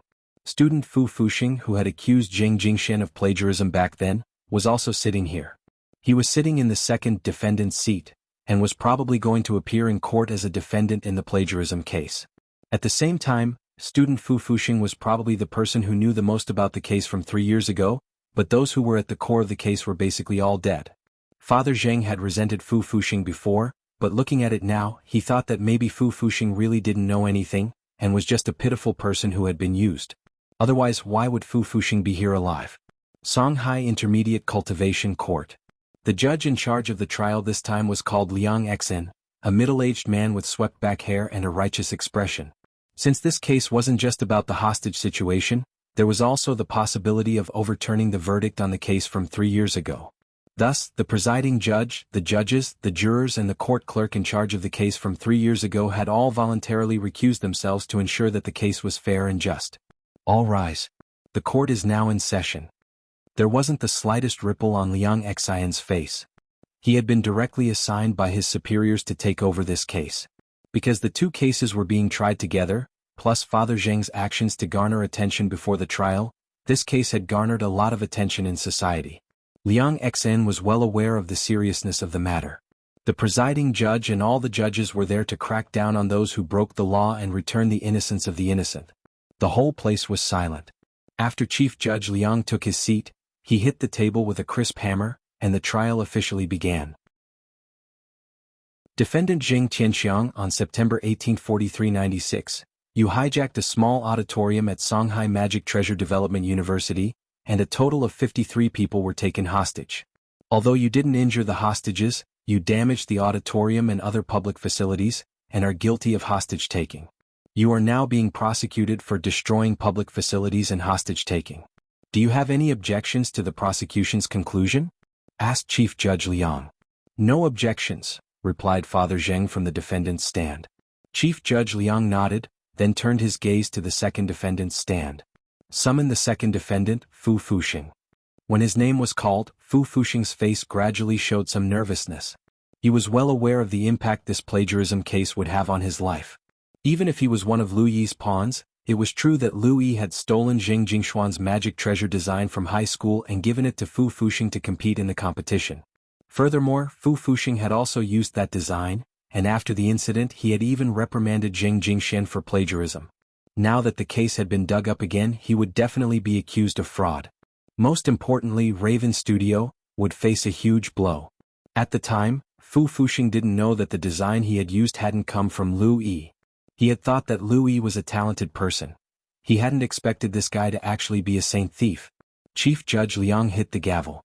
Fu Fuxing, please guarantee the veracity of what you say next. If you are suspected of fraud, you can be convicted of perjury in court. Chief Judge, I swear that everything I say is true, Fu Fuxing said after taking a deep breath. May I ask if the design for the Magic Treasure Design Competition 3 years ago was your original work? Asked Chief Judge Liang. Fu Fuxing thought for a bit, then raised his head and said resolutely, yes. There was an uproar at his words. Ajua, Little Silver and Gao Tian hadn't expected Fu Fuxing to actually choose to retract his statement at that moment. Tianjin. Chapter 1050. During the pre-trial hearing, Fu Fuxing's answer had been the complete opposite of what he was saying now. He had pushed all the blame onto Lu Yi, put himself out of the picture, and at the same time pretended to be the victim. Later, he felt that Fu Fuxing was probably doing this mainly to absolve himself of the crime. Now that things had developed to this point, it was questionable whether Raven Studio could continue to operate. Raven Studio was now at the critical stage of going public, and Fu Fuxing was unwilling to let his efforts go to waste just like that. The fame and wealth he had spent 3 years accumulating in the magic treasure design world might all come to an end with this trial. Thus Fu Fuxing was afraid. Given the current situation, it was already no longer a problem for Fu Fuxing to lose money, since he could earn it back. But he absolutely couldn't have a criminal record. Using someone else's work to participate in a competition and flaunting it as an original work was also a form of academic fraud. After the incident with Dr. Zhai, the pioneer of academic fraud, Huaxiao Alliance had immediately issued new laws and regulations to rectify and restrain academic fraud on a large scale. The maximum penalty for this was a prison sentence of more than 30 years, a fine of 500,000 Huaxiao dollars, and the revocation of all academic qualifications and honors. Fu Fuxing was afraid that he would spend the rest of his life in prison. But since he had the guts to say this to the judge, he definitely had what it took to back it up. Long before the trial, Fu Fuxing had already known that almost all the people involved in the plagiarism case back then were dead. Given the lack of witnesses, Fu Fuxing was very confident. Chief Judge Liang Xian stared into Fu Fuxing's eyes. As an experienced judge, there were many times when he could tell whether a person was lying just by looking at their eyes. But unfortunately this was a court in the cultivation world. Everything said and done required evidence, and a mere "your eyes look like those of a murderer" wasn't enough to convict you. This case was highly publicized, and at the same time, it was very difficult to plead guilty. Furthermore, some of the people involved were no longer alive. Given the lack of evidence as the defendant, Fu Fuxing was bound to play tricks. All of this was within Chief Judge Liang Xian's expectations, but he hadn't expected Fu Fuxing to speak so resolutely, not giving himself any leeway at all. But as the chief judge, Liang Xian wasn't affected by Fu Fuxing, and his face was still as calm as an ancient well. He then turned to look at the prosecution. Since the prosecution had filed a public prosecution, they must have already found evidence. "Prosecution, please speak." Liang Xian raised his hand to indicate for the prosecution to begin. Fu Fuxing had hired a lawyer. This lawyer was called Wu Yuanji, and was one of the few powerful lawyers in all of Songhai City. Furthermore, Wu Yuanji was a rather thorny figure for all judges. This person advocated for the defense of innocence. In order to show his strength unilaterally, he only helped others to plead not guilty. In order to support the theory of innocence, he was very good at finding doubtful points and loopholes in the case to create evidence that was favorable to the defendant. This time, Fu Fuxing's defense lawyer was Wu Yuanji, which made Gao Tian feel a little headache. "Is there a problem with this person?" Little Silver asked in a low voice. "This person's name is Wu Yuanji. He's very good at sophistry, and he can forge evidence without giving himself away. He's a very tricky lawyer. He has defended more than 100 cases, and all of them were acquitted as soon as he accepted them. So far he has only lost one case." "What case?" Little Silver was curious. Gao Tian said, "There was a family where the wife cheated on her husband. The husband went out and killed the adulterer. Later he was charged with murder. In the end, because of Wu Yuanji, it was proven that there wasn't enough evidence, so the man was released. In the end, that man went out and killed his wife." Little Silver and Ajua, just as Gao Tian and the judges in the courtroom had expected, perhaps because of Wu Yuanji's presence, Fu Fuxing's performance was much steadier than everyone had imagined. He was frighteningly calm. As for Wu Yuanji, he didn't take this case seriously at all. He sat calmly in the dock with his legs crossed. This frivolous attitude was quite suspicious of contempt for the court, and this was also the reason why Wu Yuanji was not liked by the judges. However, this guy was a notorious legend in the legal world. This was because this person dared to take on any case, even defending a murderer. What Wu Yuanji didn't expect was that in the only case he had lost, his client had been so crazy that after being acquitted, he went on to kill his wife. It was during that time that Wu Yuanji was given the title Demon Lawyer, which meant a lawyer who defended demons. But Wu Yuanji didn't think it mattered what the outside world called him. The most important thing was that he felt that he was very strong. At least in the legal circle, he believed that no one could be his match. Furthermore, he didn't take on cases to earn a high lawyer's fee. What Wu Yuanji liked most was to challenge himself. The trickier the case, the more Wu Yuanji felt an indescribable sense of pleasure after his client was acquitted. Was he a pervert? Perhaps Wu Yuanji did indeed have some psychological problems, but he was very satisfied with his title of Demon Lawyer. As long as he defended himself, he would definitely be acquitted in the following cases. What was the most important thing in court? Wu Yuanji smiled every time he thought of this. That was right, the most important thing was evidence. But what if there was no evidence? Without any evidence, even a public prosecution would be useless. Hence, Wu Yuanji had long since gotten rid of the last person, Lu Yi, before the incident. He felt that his plan had been flawless and he hadn't left any flaws. That was right, Wu Yuanji had killed Lu Yi. But he had only killed Lu Yi. As for the other people who had died before Lu Yi, it wasn't Wu Yuanji who had done it. Wu Yuanji had just imitated that person's modus operandi and erased Lu Yi without leaving any evidence. Furthermore, he had pushed all the evidence against Father Zheng's head. Lu Yi was already dead. How else could this case be judged? What new evidence could the prosecution come up with? He smiled. At this moment, Gao Tian stood up and turned to the presiding judge, Liang Xian, and the members of the jury. He bowed deeply to them and said, "Presiding judge and members of the jury, I hereby request for a new witness to be brought forward." As soon as these words came out, everyone present fell into a deep shock. There was actually a witness. Chapter 1051. Everything had happened so suddenly that Wu Yuanji had not expected the prosecution to find a new witness. Under Fu Fuxing's equally surprised gaze, Wu Yuanji decisively protested, "Chief Judge. The plaintiff did not submit the information according to the rules before submitting the new witness. I apply for a temporary adjournment." It was not surprising that Wu Yuanji could make this request. It was in accordance with the rules and regulations to apply for evidence in advance. However, if the court adjourned now, the next court session would have to wait until tomorrow.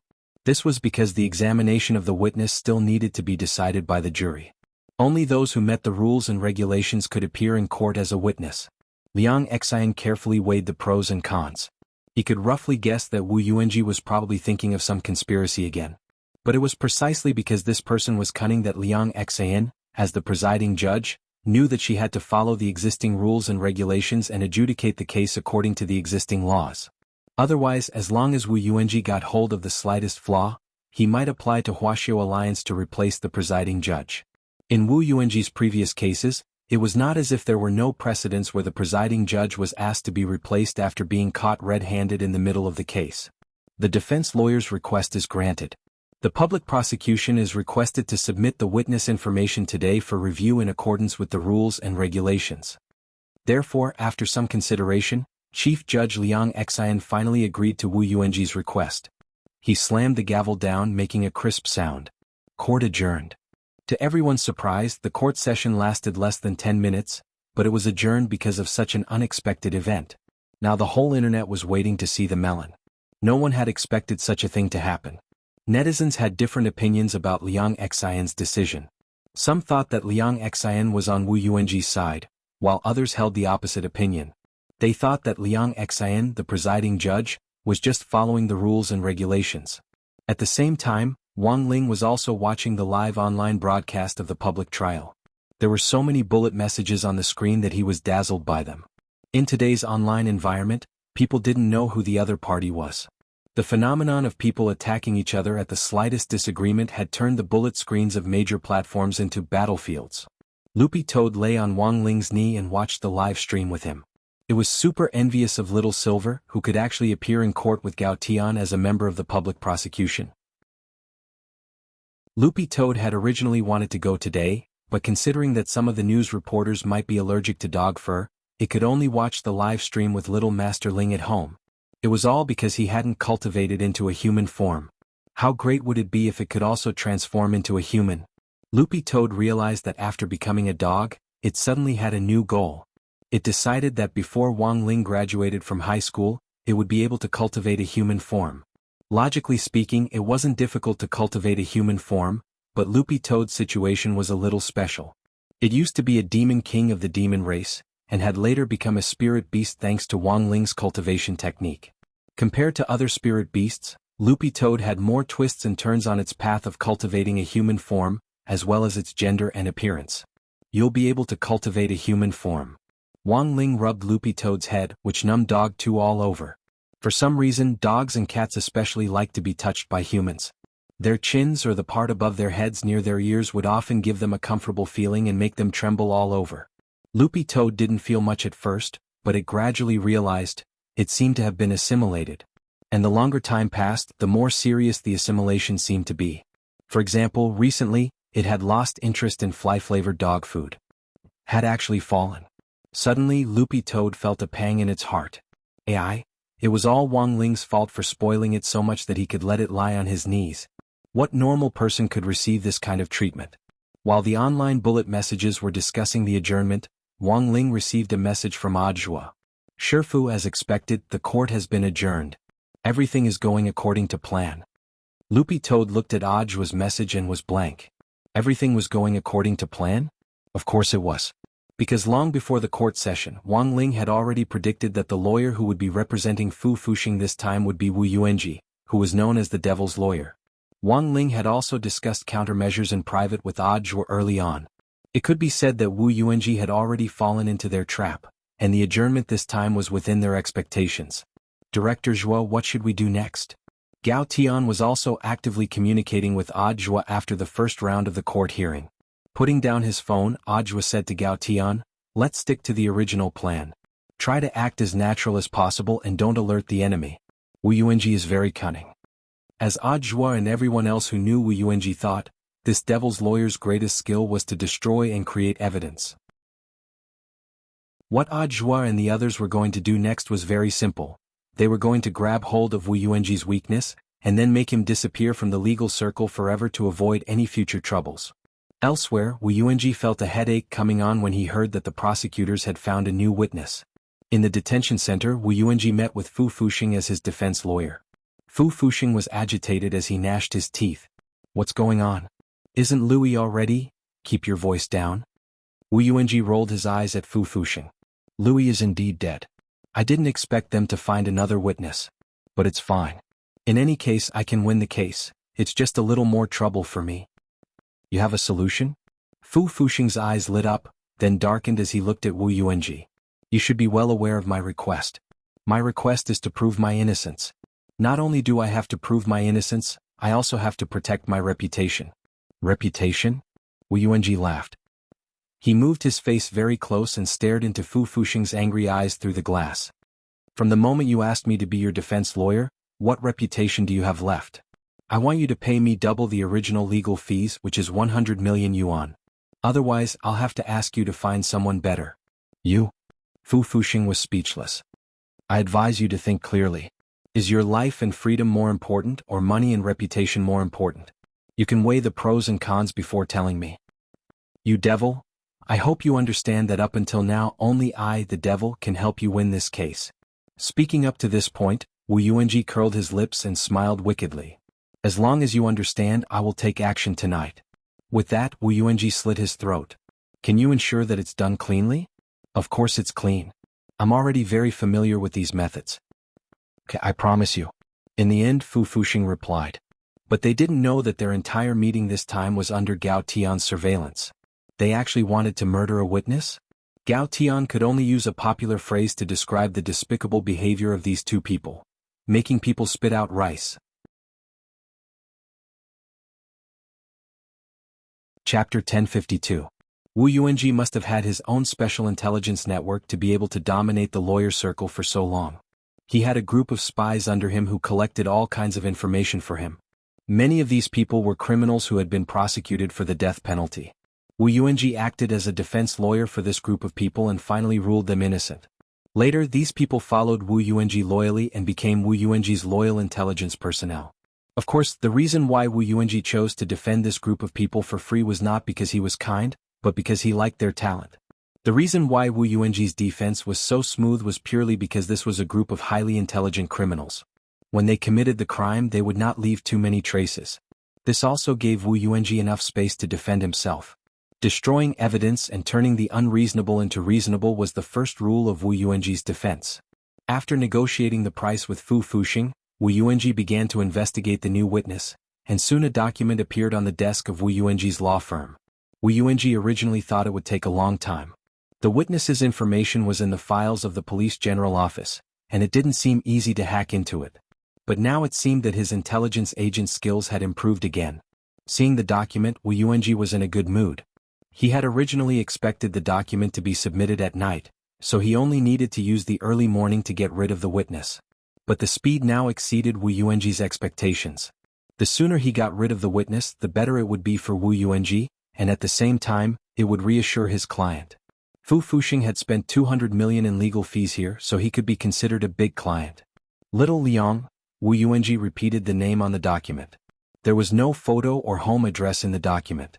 Perhaps to protect the privacy of the important witness, these important information weren't recorded. Therefore, the only information Wu Yuanji obtained was the witness's name, Little Liang. And judging from the name, Wu Yuanji guessed that it should be a girl's name.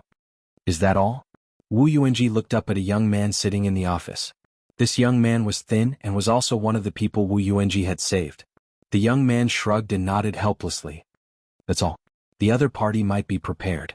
Therefore, he did not know the detailed information. I also checked Zheng Jingshuan's social connections, and there's no one named Little Liang around him. Maybe he's a neighbor or a passerby. Neighbors and passers-by? Wu Yuanji scratched his head and suddenly felt his scalp itch. Zheng Jingxian had committed suicide in a secret room, and so had Lu Yi and the other important insiders. How could any passers-by or neighbors have seen this? Based on these conditions, Wu Yuanji thought of a possibility. Could it be perjury? In order to prove that Fu Fuxing was guilty, the prosecution deliberately created a new witness. It was not impossible. But if there was, and if he managed to get hold of the key evidence, the prosecution would definitely lose this case. Wu Yuanji frowned. No matter what, he still needed to personally verify this matter. Wu Yuanji got up. He had already decided to assassinate this Miss Little Yang. Although he wasn't sure where she was right now, since she was an important witness who would appear in court tomorrow, Wu Yuanji was certain that she was most likely in the important witness protection room at the police headquarters. The room was heavily guarded, and it clearly wouldn't be easy to break in. But Wu Yuanji wasn't the least bit worried that his movements would be discovered, because a few days ago, he had discovered that he had awakened a special power. It was this power that allowed Wu Yuanji's body to transform into a ray of light and shuttle between screens, allowing the assassination to be carried out invisibly. Elsewhere, everyone in front of the surveillance room at the police headquarters was paying close attention to the scene on the screen. This was a plan to catch Wu Yuanji in the act, and Ajwa had long since sensed that he might make a move tonight. Chief Zhao in the headquarters frowned deeply as he looked at the situation. Will this really work? Don't worry, Chief Zhao, we've already taken heavy precautions to protect the witness, Gao Tian said confidently. Considering that the suspect has the ability to shuttle between screens like Sadako, we've also tampered with the computer's power supply so that we can immediately cut it off remotely if necessary. Will this work? Of course it will, Chief Zhao. A junior police officer next to him laughed. As long as the power is cut off, the person will be stuck inside and won't be able to get out. Chief Zhao took a deep breath, then nodded slowly. I understand the principle, but don't you think you've gone a little overboard? This is to protect the witness, how can it not be overboard? Besides, Miss Little Yang is just a 2-year-old girl. It's perfectly legal and reasonable for us to protect her. Reporting, Chief Zhao, Captain Gao, Director Zhua. There's movement. What's going on? We've already detected abnormal intrusive fluctuations through technical means. We suspect that the other party has already infiltrated the network. If you had this kind of technology, why didn't you use it earlier? These are very unusual fluctuations. We need to test them and take precautions, otherwise it'll be difficult to detect them with normal technical means. The technician wiped at his sweat. He was already a veteran technician with decades of experience, but this was the first time he had seen such abnormal fluctuations. They were even more subtle and difficult to detect than the fluctuations when the gate between worlds had descended, but there was a huge danger hidden within. This is the first time I've seen such fluctuations. They're full of concealment and murderous intent, and they're moving extremely fast, close to the speed of light. It's like. The technician frowned deeply. Like a shadow. Shadow? Everyone at the scene was lost in deep thought at this discovery. The abnormal fluctuations were similar to a shadow, which meant that the other party was most likely using a shadow-type spell to move. There were many shadow spells, and in Huaxiao Alliance's records, there were even sects that specialized in teaching shadow spells. These cultivators could use their shadows to retrieve objects and even fight with them. However, no one had ever heard of using their shadows to kill someone across a screen. To accomplish this, the other party's mastery of shadows had to have reached the point of perfection. Shadow spells are usually bound to the user's body. To travel across a screen and move at the speed of light, the user's body has to be strong enough to withstand the tearing of space. But as far as I know, even the sect leader of Shadow Sect can't do this. Shadow Sect's shadow separation spell can only last 16 seconds at most, Chief Zhao said doubtfully. Then here was the question. How did a golden core lawyer like Wu Yuanji obtain this kind of power?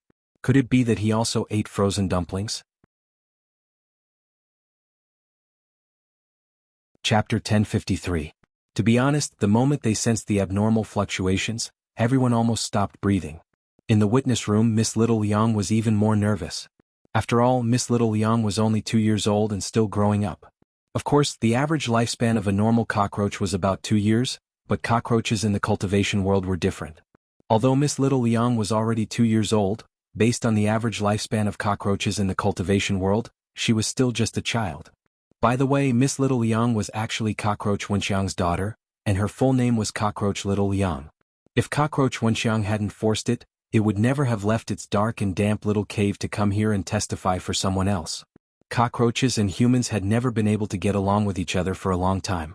Miss Little Liang still remembered being chased and beaten up by humans. In fact, the cockroach race had always been very timid, but humans still viewed them as a thorn in their side, and would kill them as soon as they saw any trace of them. Not all cockroaches like to live in dirty places like the sewers. Nowadays, more and more cockroaches were beginning to pursue a materialistic life. Cockroaches in the cultivation world could even voluntarily decompose all kinds of harmful garbage for cultivators. All living things were equal and in an endless cycle. The creatures at the top and the creatures at the bottom formed a cycle of their own. However, it was a pity that not everyone understood this logic. In the witness protection room, Miss Little Liang was a little apprehensive. Just then, a suffocating murderous aura came from the computer screen in Miss Little Liang's room. It was a black shadow that couldn't be seen clearly, but it was clear that this black shadow was also a little baffled by the situation in front of it. Because it didn't see anyone? That Miss Little Liang isn't here? Wu Yuanji, who was in the form of a black shadow, was full of questions. He suspected that he had come to the wrong place, but this was clearly the witness protection room, and it was in use at that. If she wasn't here, where could she have gone? Are you looking for me? Just as Wu Yuanji was full of doubts, a delicate and tender voice came over. It sounded like a little girl's voice, and it was obviously a young Lolita's voice. Wu Yuanji carefully scanned his surroundings and confirmed that there was no one here. There was also no one who used a Lolita voice as a voice actress to trick a rich otaku into tipping 100,000 yuan. The lesson from that live broadcast incident was quite tragic. Wu Yuanji even wanted to defend the rich otaku who had been tricked. The trauma of the soul was sometimes much greater than the physical damage. Are you here for me? Just as Wu Yuanji was confused, the loli's voice sounded again. Wu Yuanji followed the sound and searched the room for a moment. Finally, he confirmed that the sound came from the fish tank in front of him. In the fish tank there was no fish. A small cockroach was looking up at him. Cockroach. Wu Yuanji was stunned by the scene before him. He was considering the possibility of a problem. Could that legendary Miss Little Liang be? Are you looking for Miss Little Liang? I'm Little Liang. Miss Little Liang's antennae trembled as she gazed at the black shadow. Cockroaches had a natural fondness for shadows, so the moment Miss Little Liang saw Wu Yuanji, she didn't feel the slightest bit afraid. On the contrary, she felt a strange affinity for him. Recovering from his shock, Wu Yuanji laughed wildly in his heart. Crazy. This bunch of people had really gone crazy. They were actually using a cockroach as a witness? How could the application for a witness be approved by such an unreasonable request? But since Wu Yuanji was already here, he naturally couldn't make a wasted trip. Since he had already confirmed that this cockroach was the legendary Miss Little Liang, then, please go to hell Miss Little Liang. Wu Yuanji had already killed a lot of people who had gotten in his way, so he naturally wouldn't feel any pity for a mere 2-year-old cockroach. The shadow he had turned into began to riot with an extremely vicious expression. Before his palm even landed, a wave of spiritual pressure had already turned into a powerful gust of wind. Bang! The fish tank was directly shattered. Miss Little Liang withstood the enormous spiritual pressure. She felt like she was about to die and was in a state where she was on the brink of death, and soon fell unconscious. Lowly creature. Wu Yuanji withdrew his palm and sneered disdainfully. It was just a cockroach. If he couldn't even deal with a cockroach, then he, the devil's lawyer, shouldn't be able to survive in the cultivation world. But just as Wu Yuanji was about to leave, the seemingly dead Miss Little Liang actually came back to life. Her antennae twitched and then she actually flipped over and came back to life. It hurts. I'm only 2 years old, still a child. Can you not use so much force? Why can't we talk things out? Miss Little Liang protested. She was actually still alive? The corners of Wu Yuanji's mouth twitched. Without the slightest hesitation, he slapped Miss Little Liang again. This time he was sure that he had hit Miss Little Liang. Even a cultivator wouldn't be able to withstand this slap of his. Anyone below the soul formation stage would die on the spot if they were hit directly on the top of their heads. A mere cockroach still dared to be so arrogant. Wu Yuanji moved his palm away. It was as if he could already see Miss Little Liang's miserable state. It was just a cockroach. He had probably already smashed it into a meat patty, right? Wu Yuanji sneered. However, Miss Little Liang, who had already been flattened, actually bulged up like an inflatable doll and came back to life. I told you not to use so much force. It's against the law, the protection of minors. Miss Little Liang protested. Wu Yuanji was alarmed by such a tenacious vitality. So the undying cockroach's telepathic message was true? Were cockroaches really unkillable creatures? Wu Yuanji clutched his head. He felt like his worldview was about to collapse. But the truth was that only Miss Little Yang had such a strong vitality, because she was the descendant of Cockroach Wenxiang. And what kind of cockroach was Cockroach Wenxiang? This was the strongest cockroach that had grown up eating the leftovers of Wang Ling's crispy noodle snacks. The descendants of the strongest cockroach naturally inherited its ability to withstand beatings. Furthermore, Miss Little Yang's strong ability to withstand beatings astonished all the police officers at the police station. Thanks to Miss Little Yang stalling for time, they had already set up a barrier around the entire room while Wu Yuanji had been killing her. They had even cut off the power. The moment the light in the room dimmed, Wu Yuanji, who had turned into a yin state, realized that this was a trap. He was trapped. Gao Tian and Ajua had been waiting at the door for a long time, ready to pull in the net. Ajua, Lawyer Wu, you can't escape. Gao Tian, Lawyer Wu, we will prosecute you for destroying evidence, animal abuse and cultivating a forbidden spell. You can remain silent. But everything you say will be used as evidence in court. Chapter 1054. On the other side, Fu Fuxing was still waiting in the detention center. Instead of good news, he received the news that Wu Yuanji had been caught alive on the spot. Fu Fuxing instantly felt all his hopes turn to dust. According to the police officers in the detention center, Fu Fuxing's hair had turned a lot white that night. Wu Yuanji had also been put in spirit shackles, and his shadow form had been removed on the spot. When Gao Tian asked Wu Yuanji how he could display such power, Wu Yuanji's answer shocked everyone present. Frozen dumplings. I ate a bag of frozen dumplings, Wu Yuanji said. Frozen dumplings again? Chief Zhao's eyes widened. After hearing Jing Tianxiang's confession, he had gone to buy a bag that night. And it was broccoli-flavored frozen dumplings produced by the Office of Strategic Deception. This bag of frozen dumplings was more expensive than broccoli produced by the Office of Strategic Deception. You might as well buy some broccoli and mash it up to make your own dumplings. What's the filling of the dumplings? Even Gao Tian couldn't help being curious. Sanxian.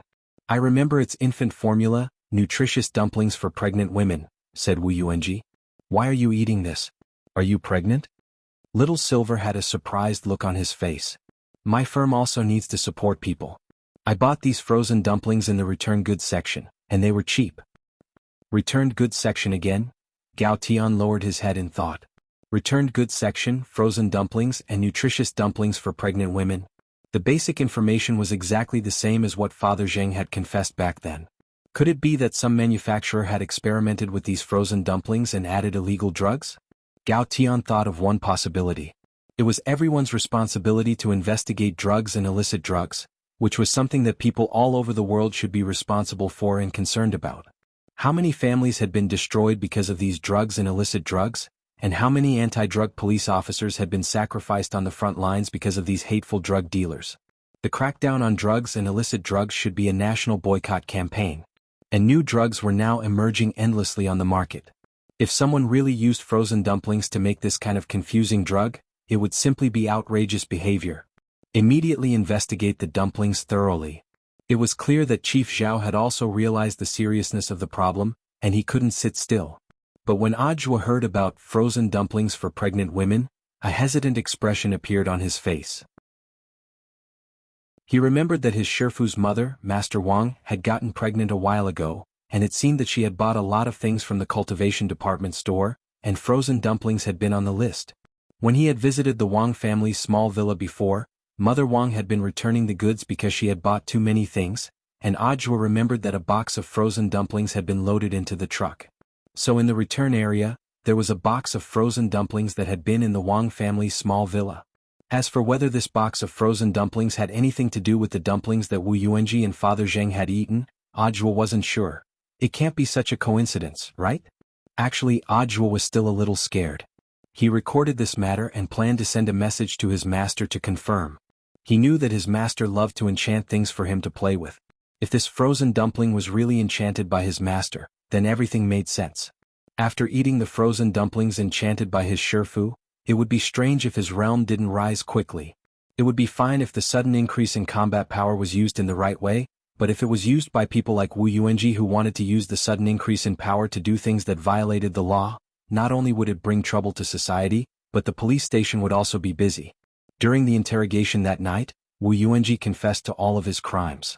He had been caught red-handed, and Gao Tian's law enforcement recorder had recorded it on the spot, as well as Miss Little Liang's disability report. Wu Yuanji couldn't defend himself even if he wanted to. Wu Yuanji might be facing a sentence of up to 100 years. This demon of the legal world had stirred up trouble for so long by relying on his knowledge and ruthless methods, but in the end, he couldn't escape the punishment of the law. The next day was September 20th, which was the 37th day of the summer break. Fu Fuxing appeared in court alone. He didn't have a defense lawyer. Because of Wu Yuanji's arrest and the fact that Fu Fuxing had hired Wu Yuanji, the public enemy of the legal world, when Fu Fuxing once again requested to change his defense lawyer, there wasn't a single lawyer in the entire legal circle in Shanghai City who was willing to step forward to help him fight this case. Similarly, Miss Little Liang's appearance also shocked the entire cultivation world. When Wang Ling got up in the morning, the class chat group had indeed exploded with chatter. Letting a cockroach act as a witness, no one would have thought that this kind of thing would actually happen. A cockroach? Is that for real? Did my prophecy come true? Super Chin exclaimed.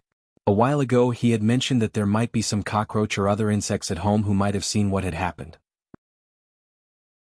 Who would have thought that a cockroach would actually appear in court to testify? Because it was a public trial, a lot of people directly took screenshots of the live stream and sent them to the group. When everyone saw Miss Little Liang state the facts in court with two antennae on her head, they actually couldn't help laughing. Why does this cockroach look a little cute? I've always thought cockroaches were disgusting. Maybe it's because this little cockroach has a Lolita voice? A Lolita voice, sure enough, this was an evil thing. Some people used it to swindle money, and some cockroaches used it to act cute. At that moment, Teacher Pan couldn't help speaking in the group. Students, the facts prove that all living things are equal to begin with. As long as the conservation of living things is maintained, even cockroaches will help humanity develop. This is a very dramatic event, and it's worth all of us thinking about it. Since that's the case, students, teacher will give you another assignment. Everyone, write an essay of no less than 800 words on the topic of cockroaches and humans. The theme must be clear, the idea must be clear, and the positive energy must be promoted. This will demonstrate the special bond and friendship between living things. The class chat group instantly fell into an awkward silence. Teacher Pan wasn't happy. Students, why aren't you saying anything? Do you think the words in the essay are too few? How about this? The first 5 students who raise their hands to answer only need to write 800 words, and the rest of you must write at least 2,000 words. Seeing this, Wang Ling instantly replied with an ellipsis. Very good, congratulations to the first person to write an 800-word essay. Student Wang Ling. Teacher Pan nodded in satisfaction. F***K. Wang Ling, I knew you were spying on us. I've never seen your hand speed so fast before. Super Chin couldn't help ridiculing. Chapter 1055. In the end, in the second trial, Fu Fuxing admitted that he had relied on Zheng Jingshuan's early works to plagiarize the competition, and at the same time he exposed the biggest mastermind behind the scenes, Lu Yi. Lu Yi was already dead, and dead people didn't have to bear criminal responsibility, but that didn't mean that civil compensation couldn't be made. Father Zheng's request was very simple. He wanted Raven Studio, which was led by Lu Yi and Fu Fuxing, to compensate for all the illegal profits from student Zheng's early magic treasure designs, a total of 365 million yuan, as well as to publicly apologize to the deceased Zheng Jingxian and restore his reputation. At the same time, Father Zheng also requested that the compensation be used as a supplementary prize for the magic treasure design competition, and called it the Jingxian Prize, to encourage participants who could truly design original magic treasures. The above claims were also upheld by the court on the spot. Chief Judge Liang Xian made the final decision. At last, this plagiarism case that had left the Zheng family uneasy finally turned around on September 21st, 3 years later, on the 38th day of the summer break. The police officers in charge of the case back then, as well as the judge and the jury, all received disciplinary warnings. They had made a wrong ruling when the facts weren't clear and the evidence wasn't sufficient, which was a fact that the Zheng family had been troubled. On the other hand, this also proved that justice was fair, and reflected the courage to admit one's mistakes and to find out the truth. The wrongful case from 3 years ago came to an end, and Father Zheng's family's troubles were resolved. But for Wang Ling, the Wang family's troubles had just begun. He received a text message from Audiobook. It was about the frozen dumplings that Father Zheng and that demon lawyer Wu Yuanji had both mentioned. Because Chief Xiao, the head of the General Police Department, suspected that someone had disguised the dumpling fillings with drugs. He was paying a lot of attention to the origin of the frozen dumplings. Wang Ling couldn't help but raise his guard. What was certain at the moment was that Mother Wang had indeed bought frozen dumplings suitable for pregnant women a while ago, but because it had been an impulsive purchase, she had later returned some of the goods when she came to her senses. This included the box of frozen dumplings. Wang Ling's great enchantment spell had the power to turn something rotten into something magical. He had enchanted a tricycle, a microwave oven, a toilet, and a while ago he had even enchanted his bedroom door. But he wouldn't be so bored as to enchant a bag of frozen dumplings with such a mystical heavenly Tao spell. The dumplings were perfectly fine. Why did he have to enchant them? So what if he was enlightened? Would it become as crispy noodle snacks after being enlightened? Would a water margin hero card appear from eating dumplings? No. Since it wasn't possible, why did he still need to enlighten it? But he paid particular attention to the origin of these dumplings. He felt that it was necessary to investigate what had happened to this box of frozen dumplings that had been delivered to the small villa. He summed up the changes in Father Zheng and Wu Yuanji after eating the frozen dumplings. First, there was the abnormal growth in the realm. After eating the dumplings, almost all of them reached the nascent soul stage. He had directly crossed an entire realm. Under normal circumstances, it was impossible to cultivate from the golden core stage to the nascent soul stage without hundreds of years of cultivation. Secondly, and most importantly, the powers that Jing Tianxiang and Wu Yuanji obtained were all related to the shadow, so there might be some kind of connection between them. And Wang Ling very quickly thought of a possibility. At the same time, in order to confirm his guess, Wang Ling quickly replied to Audiobook. He needed to confirm his theory further, which was that he had to get close to Wu Yuanji and Jing Tianxiang. But he couldn't go in person. He was just a 16-year-old high school student.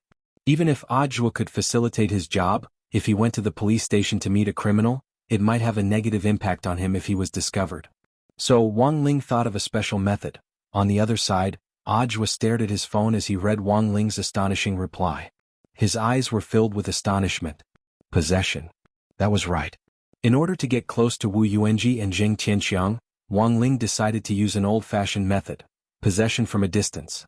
This was a heavenly Tao spell based on the Great Soul Fusion spell, and Wang Ling could freely choose a person to possess.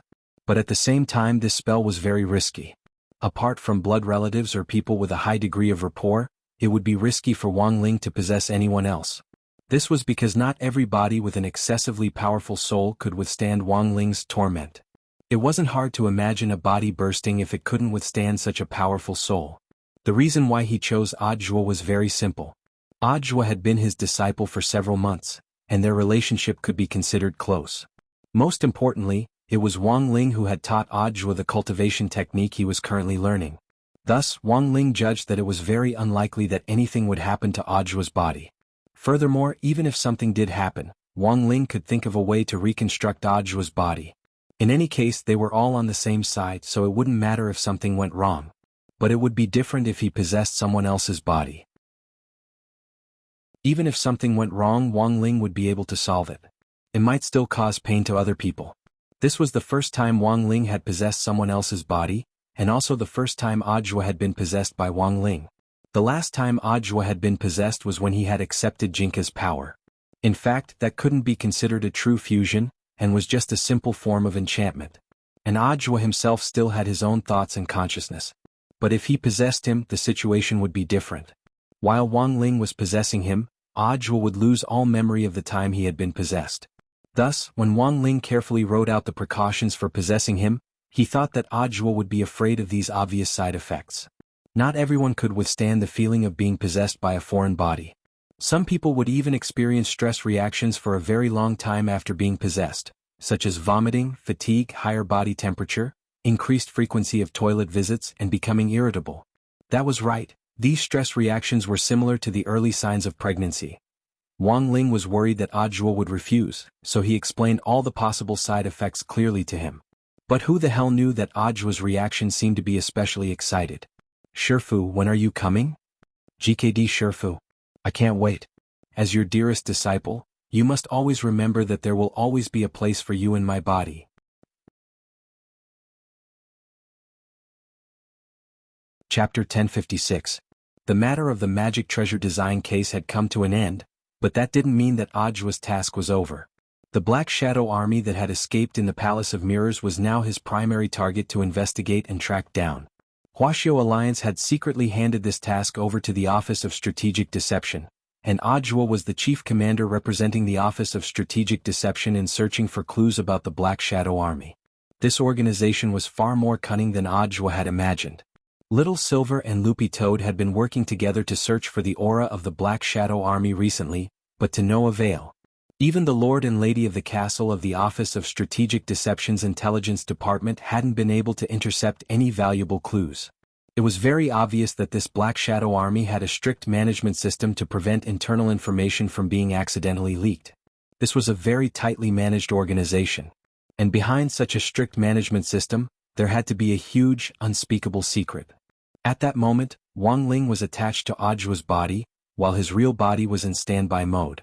In standby mode, it was as if Wang Ling had been implanted with an AI system to do some of the things he usually did, which was a little similar to an intelligent takeover state.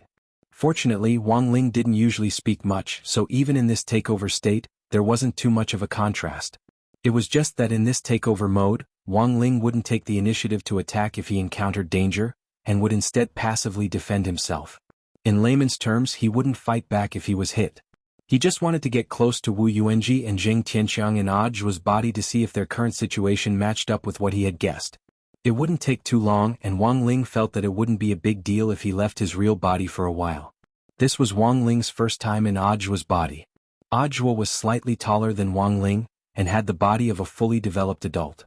It was just that when he had just entered Audiobook's body, Wang Ling suddenly felt a stabbing pain in his back. This was a protruding lumbar disc. It was an occupational disease that had arisen from Audiobook's work after he became the director of the general administration of 100 schools. Cultivators also had protruding lumbar discs, which were very difficult to treat. Cultivators had higher bone density than ordinary people to begin with, so it was very painful to press the protruding part back into place after a protruding lumbar disc. Audiobook usually suffered from the pain of a protruding lumbar disc, but now that Wang Ling was in his body, Audiobook's soul could rest for a short while. Being an adult is really tough, Wang Ling sighed in his heart. The two souls shared one body, and Wang Ling's soul took over Audiobook's body. After losing control of his body, Audiobook no longer felt the pain of a protruding disc, but he still felt it. Shifu, I don't think I can move my body. Have you already come in? Wang Ling. Don't use this kind of ambiguous question.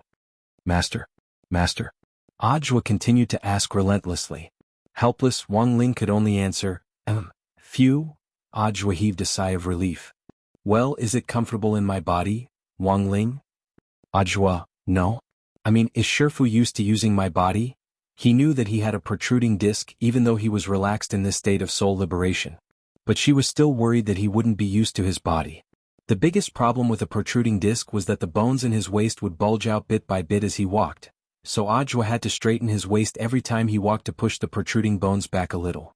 In fact, after the trial of the magic treasure plagiarism case, Audiobook's protruding disc had flared up again. He had been lying in bed at home, resting with a piece of soft jade that gave off a cold aura around his waist.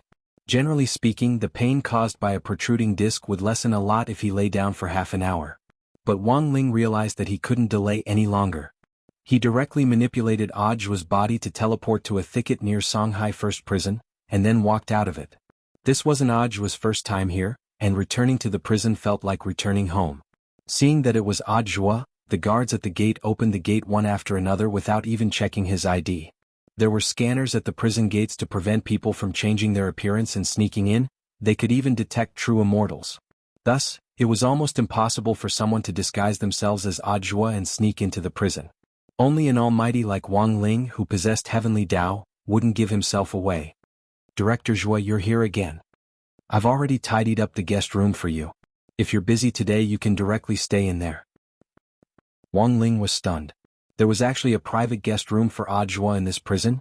It seemed that the relationship between Warden Liang and Audiobook was indeed extraordinary. The truth was that Warden Liang had always held Audiobook in the highest regard. Audiobook's performance was linked to Songhai First Prisons.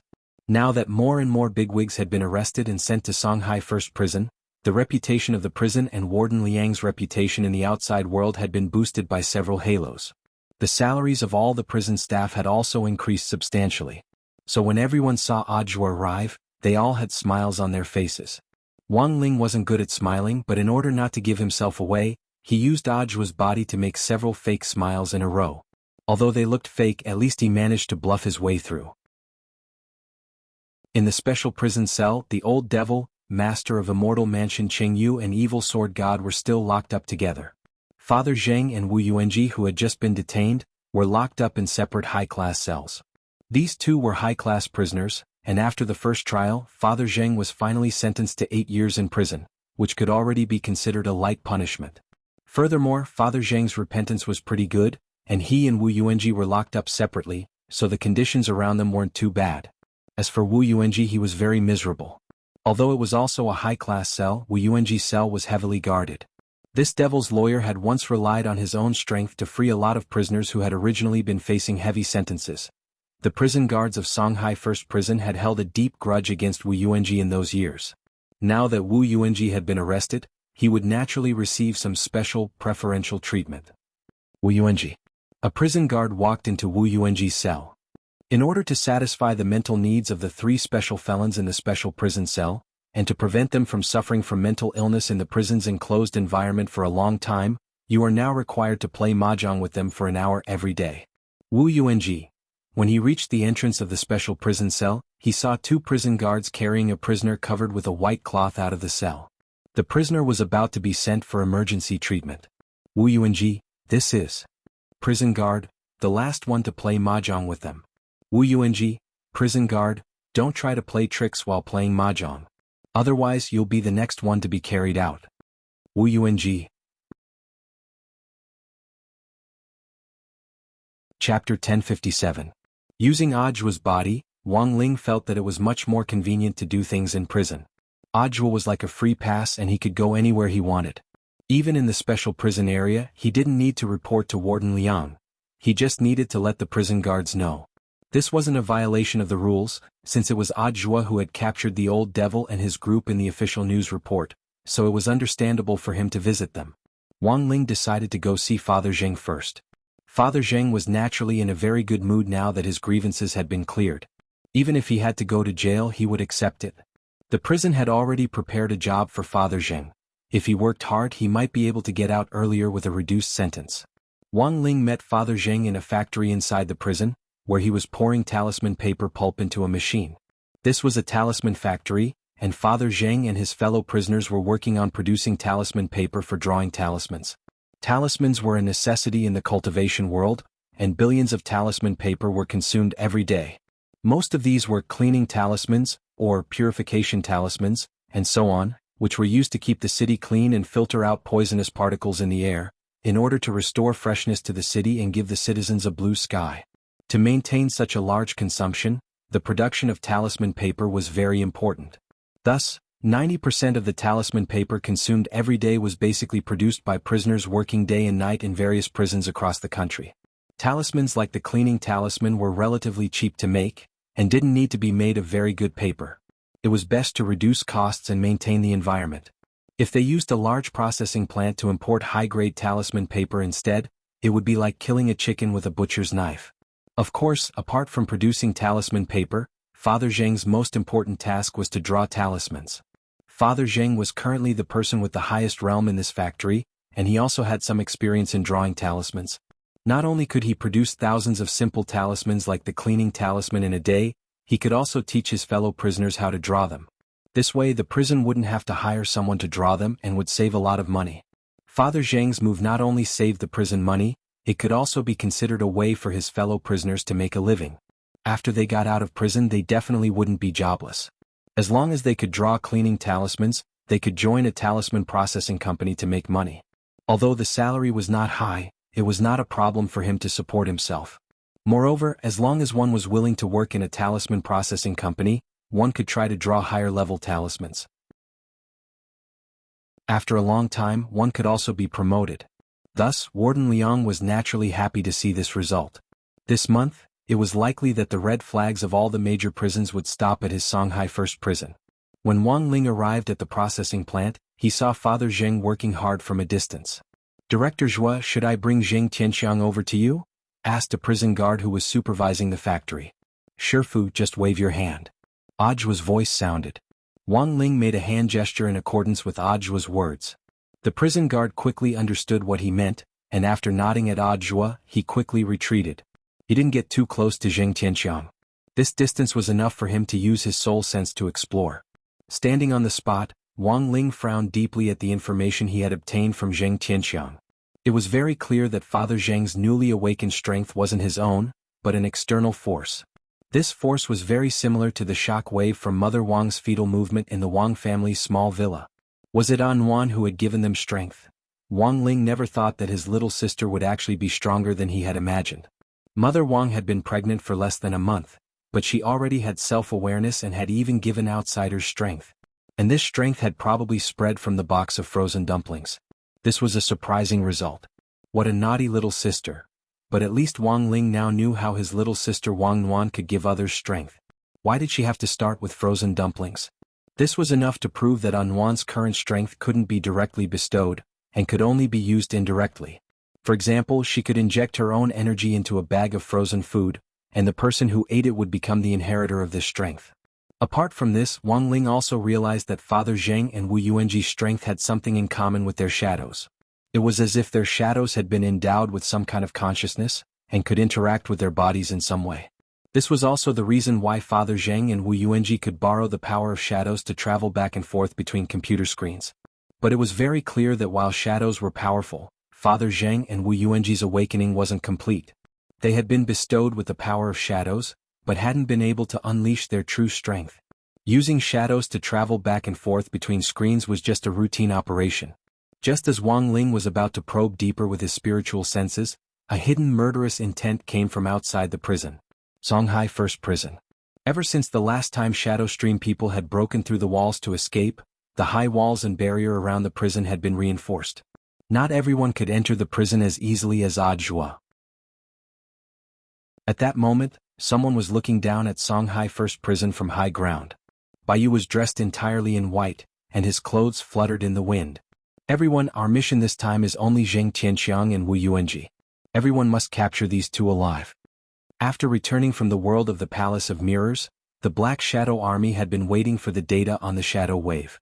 They had divided their strength to monitor Wang Ling's family villa, but they never expected the Shadow Wave to suddenly shift and appear on Wu Yuanji and Zheng Tianqiang.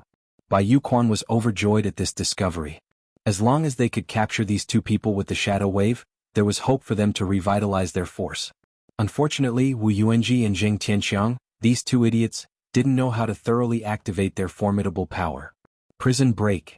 This was tantamount to declaring war. The Black Shadow Army had been quiet for a long time after leaving the world of the Palace of Mirrors. They had been waiting for the right time to announce their force to the world. And now the opportunity had come. Shadow Brute, it's your turn. Baiyu Quan said softly. In the crowd, a shadow giant that was 5 or 6 meters tall appeared. His feet shook the ground and his entire body was wreathed in black shadows. Holding 2 shadow axes in his hands, he directly raised them and charged at the front gate of the prison at Baiyu Chuan's command. At the same time, Songhai First Prison's most advanced alarm system broke the silence of the night as the shadow giant attacked the gate. Chapter 1058. The sudden attack instantly put Songhai First Prison on the highest alert. Even though the external defense was impregnable, Baiyu Quan had definitely come prepared since he had dared to launch an attack at this time. Thanks to the special power of Destiny Dao, the Black Shadow Army was stronger than cultivators of ordinary realms to begin with. Coupled with the existence of Shadow Brute, this was a powerful siege weapon which Baiyu Quan had specially designed. Shadow Brute wasn't a real human, but a manifestation of the power of Destiny Dao. It was shaped like a black shadow and built like a mythical giant, and it gave off a powerful sense of oppression. Under the cover of the black shadow, a chilly wind blew in the face, stirring up the clouds and wind. Team 1 defend. Team 1 defend. Team 2 attack. The entire prison has entered the highest defense mode. Close the cages. Prevent the prisoners from escaping. It had happened suddenly, but fortunately, under Warden Liang's guidance, Songhai First Prison had already taken the appropriate precautions. The prison guards performed their respective duties and immediately launched the first round of defense against Baiyu Chuan's Black Shadow Army. Some people made hand signs to strengthen the barrier, and some people escaped from the secret exit of the barrier to fight the Black Shadow Army. They only had one task, and that was to stop the enemy's attack in the shortest time possible and kill all the enemy's malice in the cradle. The purpose of attacking the prison was nothing more than to free the prisoners, and the other party's objective for choosing this time to attack was actually very clear. It was likely that they were after that demon lawyer Wu Yuanji and Father Jing Tianqiang. Warden Liang knew that the situation wasn't good, and immediately rushed to the front line to direct the battle. Standing at the entrance to the prison, he snapped his fingers and changed into the warden's custom-made leather combat suit. "Have you determined the number of invaders?" "Lord Warden, there are a lot of them. There are no less than 100 of them. This is a well-prepared invasion."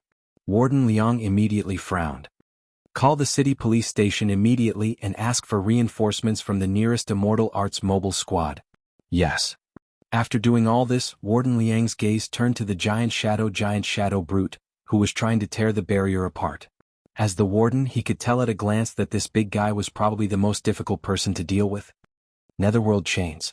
With a wave of his hand, 2 chains instantly shot out of the crack in the air like swimming dragons. Following Warden Liang's will, the chains instantly climbed onto Shadow Brute's hands and feet and firmly held it back. Success. As expected of the warden. The crowd was in high spirits. Warden Liang's participation immediately raised the morale of the prison guards and warriors present. The Netherworld flame on the Netherworld chain has the ability to devour spiritual energy. I heard that the spirit shackles were developed based on the Netherworld chain. "This big guy probably won't be able to escape now," someone said. "Let's charge together. Take down these invaders in one fell swoop." The prison guards brandished their immortal swords with chains in their hands and launched an all-out assault on the Black Shadow Army. But everyone never noticed the figure of the mastermind behind this battle, Bai Yuquan. The current situation seemed to be the defeat of the Black Shadow Army, but in fact, everything was under Bai Yuquan's control. The Prison Combative Police Regiment, made up of prison guards from all over the country, was a more mature combat police force than the Immortal Arts Mobile Squad, and was currently the strongest official combat group under Huaxiao Alliance apart from the Special Forces. Bai Yuquan had wanted to test the strength of the Prison Combative Police Force, but the result was more disappointing than he had imagined. Bai Yuquan sighed softly, then murmured softly, "There's no time to play these family games, Shadow Brute." Although his voice wasn't loud, it seemed to give Shadow Brute an even more powerful ability, and the instant Bai Yuquan's voice fell, all the Black Shadow Army fell into a frenzy. The Netherworld chain is about to break. Warden Liang turned pale with fright. He never thought that the situation, which had originally been in his grasp, would actually collapse in an instant. Bang! The Netherworld chain was torn apart by Shadow Brute's tremendous strength. In a split second, an explosive power was released, and countless prison guards were sent flying in all directions like ants. The Black Shadow Army's attack was going smoothly, but no one noticed the person observing them from behind the scenes. Wang Ling, Bai Yuquan had escaped last time, and now that he had shown up again after much difficulty, Wang Ling absolutely wouldn't miss this rare opportunity to learn. That was right, as a special Great Dao, Wang Ling hadn't mastered Fate Dao. The last time he had learned Divine Dao, it had only been the blink of an eye. But Fate Dao was more special, and Wang Ling needed more time to comprehend it. And the best way to comprehend it was to observe the possessor of Fate Dao up close. Thus, after observing quietly for about 2 minutes, Wang Ling's tightly furrowed brows finally relaxed again. Furthermore, he gave his own assessment of this Great Dao of Fate. Fortunately, it's not particularly difficult. Shifu, the situation isn't looking good. While Wang Ling was studying, Ajwa was extremely anxious. Seeing that the prison barrier was about to be broken, Ajwa's heart was filled with mixed feelings. "Don't panic," Wang Ling comforted him. Then he took a step forward and instantly teleported to the center of the battlefield. The first thing Wang Ling had to do naturally wasn't to kill the enemy. Instead, it was to protect the prison guards. Fortunately, he had learned Fate Dao quickly. Although the prison guards were at a disadvantage, it wasn't an irremediable situation yet. Some of the prison guards had been injured and had fainted on the battlefield. Wang Ling crooked his finger and gathered all the unconscious guards together. At the same time, he cast the great healing spell to instantly heal all their internal and external injuries. In the distance, Bai Yuquan was stupefied when he saw Ajwa suddenly appear. This wasn't his first time dealing with Ajwa, but Bai Yuquan could never have imagined that Ajwa would have such powerful magic power. While he was pondering this, Wang Ling, who was in the air, opened his pure white palm once again. The lines on his palm actually changed in an instant to form a high-level magic array which fell from the sky on the spot to cover all the combat guards. This was a magic array that no one had ever seen before. The runes on it were so obscure and advanced that even Warden Liang was stunned. He never expected Zhuo to actually be such a secretive person. "Director Zhuo, what is this magic array?" asked Warden Liang. Wang Ling borrowed Zhuo's voice to answer, "Big Dipper Bloodlock Array." "What the hell? Bloodlock Array?" Warden Liang felt that he had never heard of this array before. But at that moment, one of Shadow Brute's sharp claws suddenly pierced Warden Liang's stomach. A huge, bloody hole appeared in Warden Liang's belly. With blood flowing and his internal organs destroyed, Warden Liang was logically dead. But then came the problem. Warden Liang actually didn't feel any pain at all.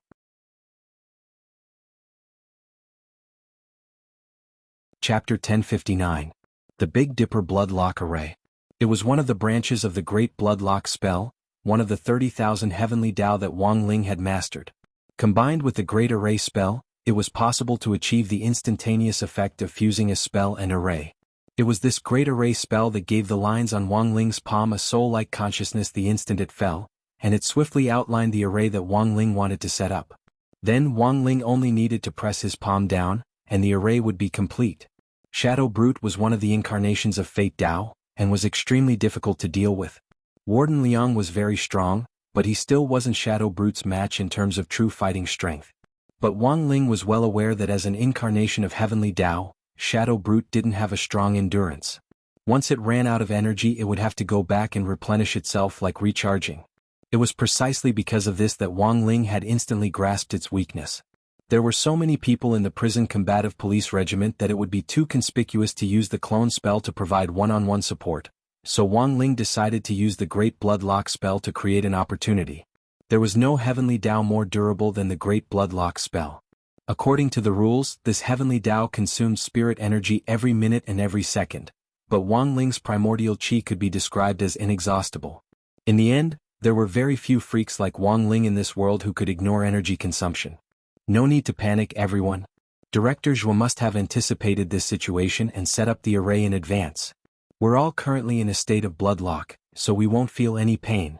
Take this opportunity to capture all these intruders.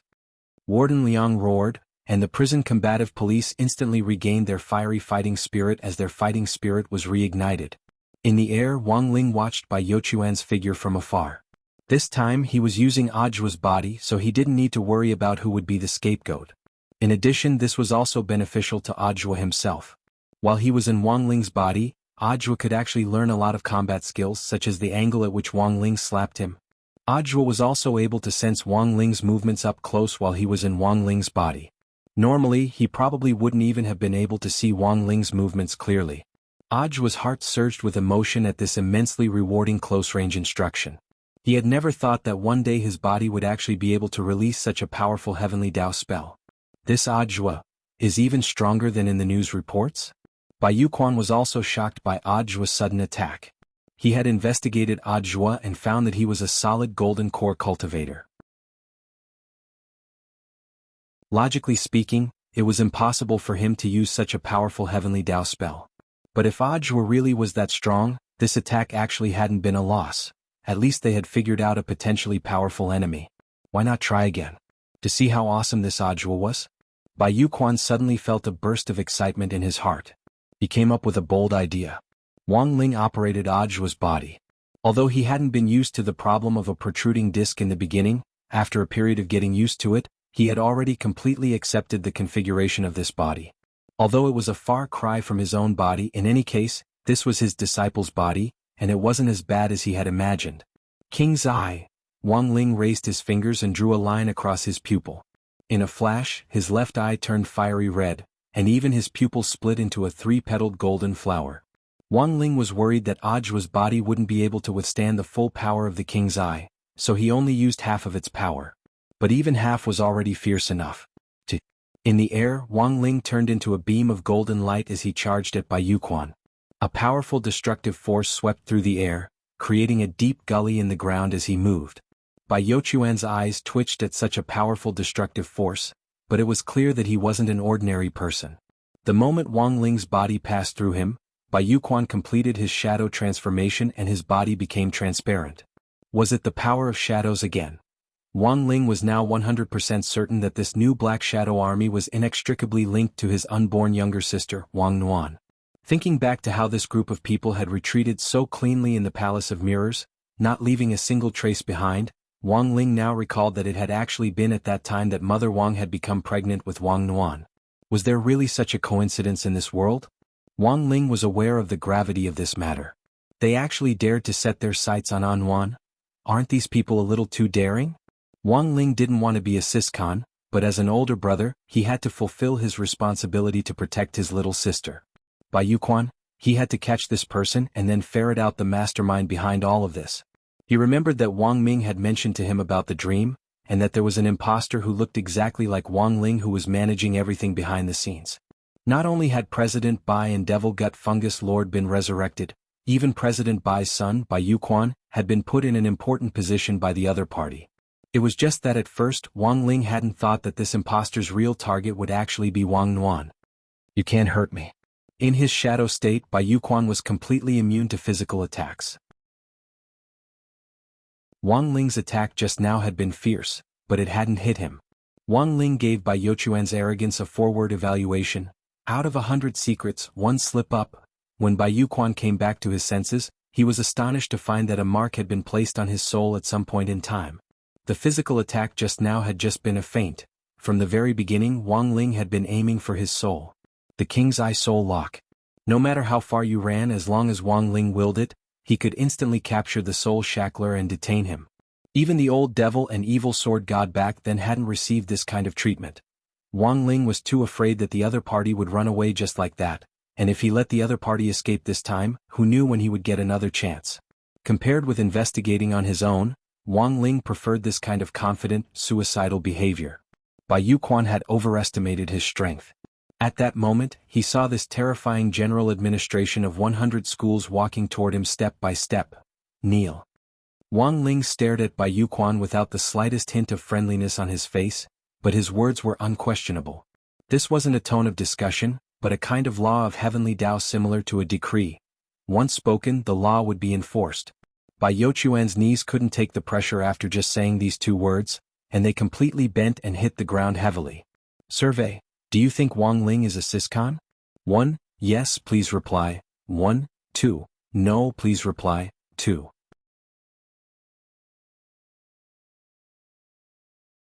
Chapter 1060. As the saying went, to catch bandits, first catch the ringleader. Now that Wang Ling had taken down Bai Yuquan, the morale of the prison combat police on the battlefield skyrocketed once again. They never expected the legendary Director Zhuo to actually be someone who hid his abilities. If it hadn't been for him blocking the prison invasion this time, the enemy might have already pierced several holes in their barrier. Not only that, the prison would also have suffered a lot of casualties.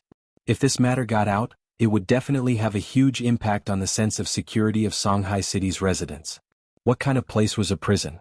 It was the most heavily defended place in all of Songhai City. If even such a place was breached by criminals, it would undoubtedly be a major blow to people's sense of security.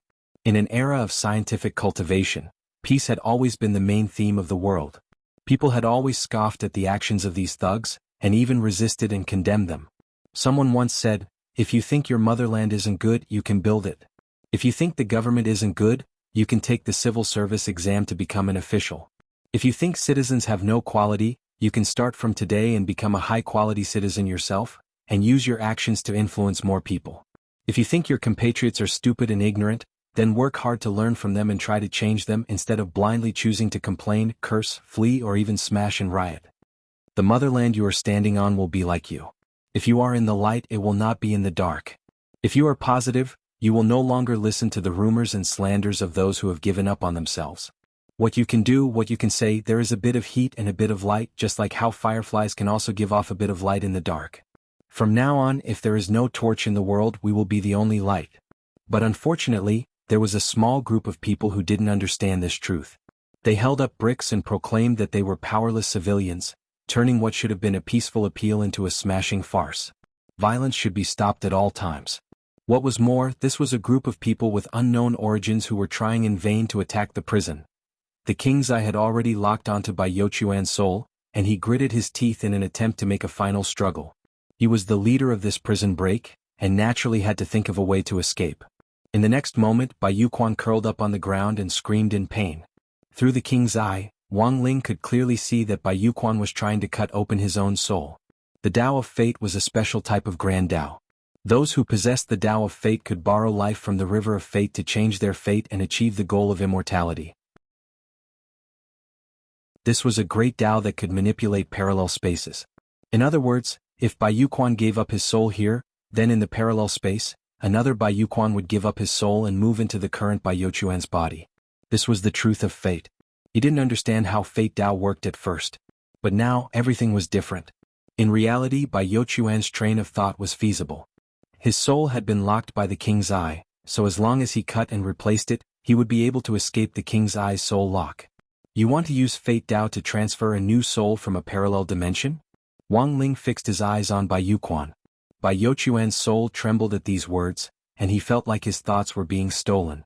You, having been seen through, Bai Yuquan's expression was one of desperation. So what if you see through me? You can't stop me at all. He roared at Wang Ling, then dug a space tunnel with his bare hands and rushed inside like a fleeing mudfish. As Bai Yuquan fled, he endured the double pain of having his soul cut and being transferred. If it was just his physical body that was damaged, he could freely move a new body from a parallel space to his own.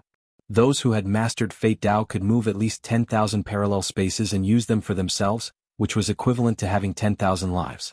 When necessary, they could fully unleash Fate Tao and even transfer the strength of everyone in 10,000 spaces to themselves.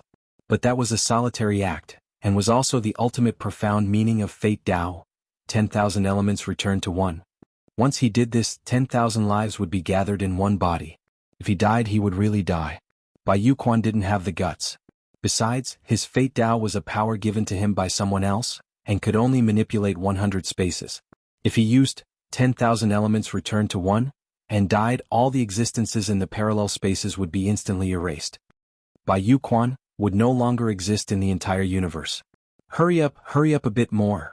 Enduring the pain of the soul transfer, Bai Yuquan allowed his body to float in the space tunnel as the spatial storm tore at it. Compared with the pain of his soul, the torture of his physical body was nothing to Bai Yuquan.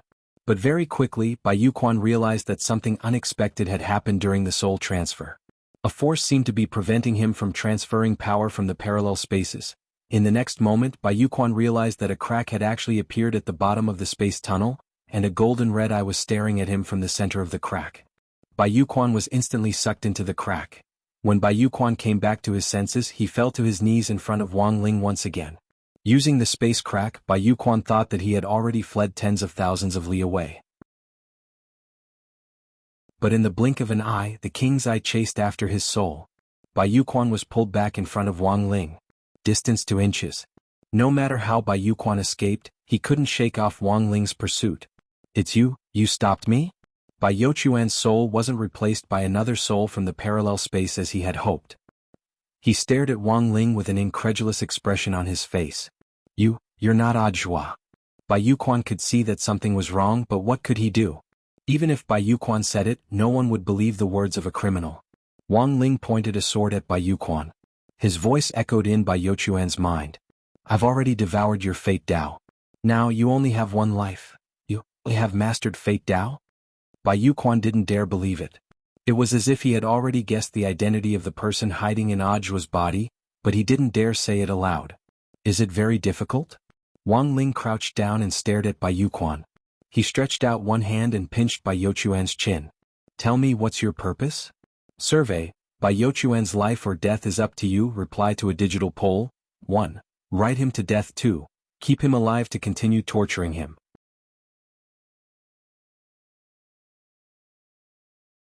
Chapter 1061. Bai Yuquan wanted to struggle, but found that he didn't have the strength to break free from Wang Ling's palm. In fact, under normal circumstances, Wang Ling could choose to forcibly search a person's memory if they didn't want to confess. Unfortunately, he couldn't use this trick on Bai Yuquan. Although Wang Ling had already taken back Fate Tao from the furniture on Bai Yuquan still possessed Fate Tao. Once Fate Tao was used, Bai Yuquan's memory space would become chaotic, and the memories of all sorts of Bai Yuquan from different parallel worlds would intertwine like paste, making it difficult to distinguish them. Wang Ling wasn't in a hurry to interrogate him. After all, Ajua was still around, and it was just right for his disciple to handle this sort of miscellaneous task. After using the Great Sealing spell on Bai Yuquan, Wang Ling returned to his original body. Bai Yuquan could now be said to be a shrimpy without a shell, completely useless. What was even more terrifying was that as the leader of the Black Shadow Army, Bai Yuquan would be sent to the special prison cell to meet up with the Mahjong trio. This was also the first time that the Mahjong room had 4 people, so there was no need to go to other cells to make up the numbers. It would take some time to interrogate Bai Yuquan, and this sort of thing couldn't be rushed. At the very least, through Bai Youquan's invasion of the prison this time, Wang Ling had figured out the Black Shadow Army's objective. It was obvious that the other party was after his sister Wang Nuan. The reason why they had their eyes on Jing Tianxiang and Wu Yuanji was probably because his sister Wang Nuan had given them a special kind of power. Judging from the old Wang family's ancestral genes, Wang Ling felt that Wang Nuan's ability was probably a special kind of Great Dao, which was on the same level as Heavenly Dao, Divine Dao and Fate Dao. Furthermore, this ability was similar to Fate Dao in that it was a gift. It could activate a person's shadow and give them a rapid boost in strength in a short period of time, and at the same time, gain the ability to manipulate shadows. Wu Yuanji and Jing Tianxiang's ability to manipulate shadows was clearly only the most basic. If it was the power of Great Dao, the gift definitely wouldn't be so simple. So this time Wang Ling was completely shocked. His sister hadn't even been born yet, and she had been in Mother Wang's belly for less than half a month, but she had already learned to cause trouble. Once she was born, she would definitely be a red flame devil in Mo Xiaobei. September 22nd, the 39th day of the summer vacation. Songhai First Prison had been attacked by an unknown force. While inspecting the prison, Ajua had led Warden Liang to successfully defend against the enemy. Not only had the entire prison's combat police been saved, but they had also arrested the leader of the unknown force as well as a 100-strong invading gang.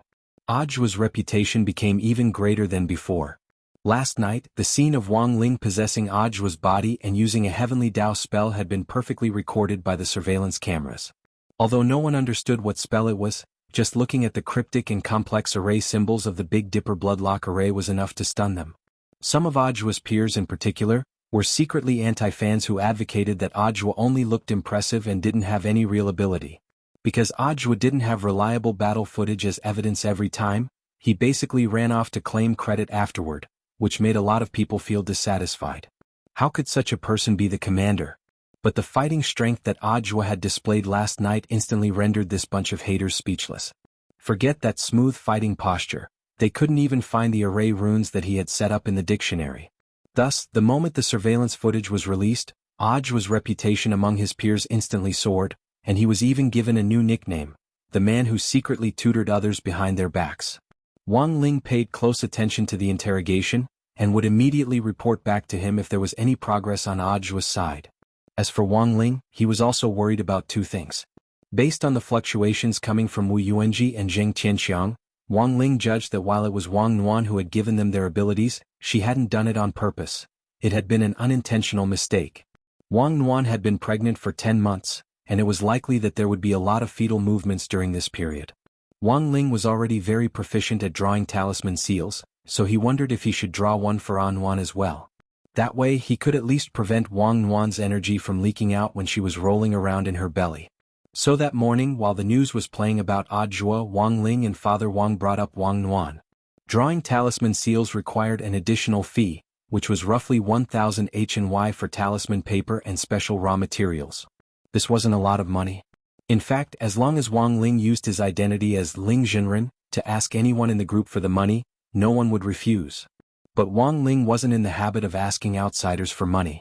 Family matters were internal affairs, and since they were internal affairs, they should be dealt with internally.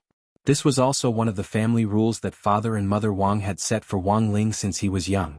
After listening to the whole story, Father Wang pushed up his glasses and put down the coffee in his hand. Not a bad idea. But you have to earn this money yourself. Let me remind you, you have to earn it with the ability of a high school student at an ordinary cultivation school. That is to say, you can only earn it at the late foundation establishment stage at most. If you exceed this realm, I'll deduct 200 HNY from your allowance next month.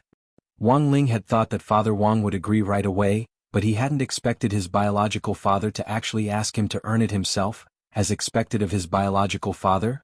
It's not a lot of money and it's not like I can't give it to you. But Ling Ling, think about it carefully, this is how a big brother feels about his little sister.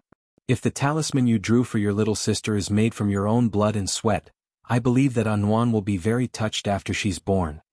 Father Wang said earnestly and patted Wang Ling on the shoulder. Think of a way on your own first. If there's really no other way, Dad will still give you the money.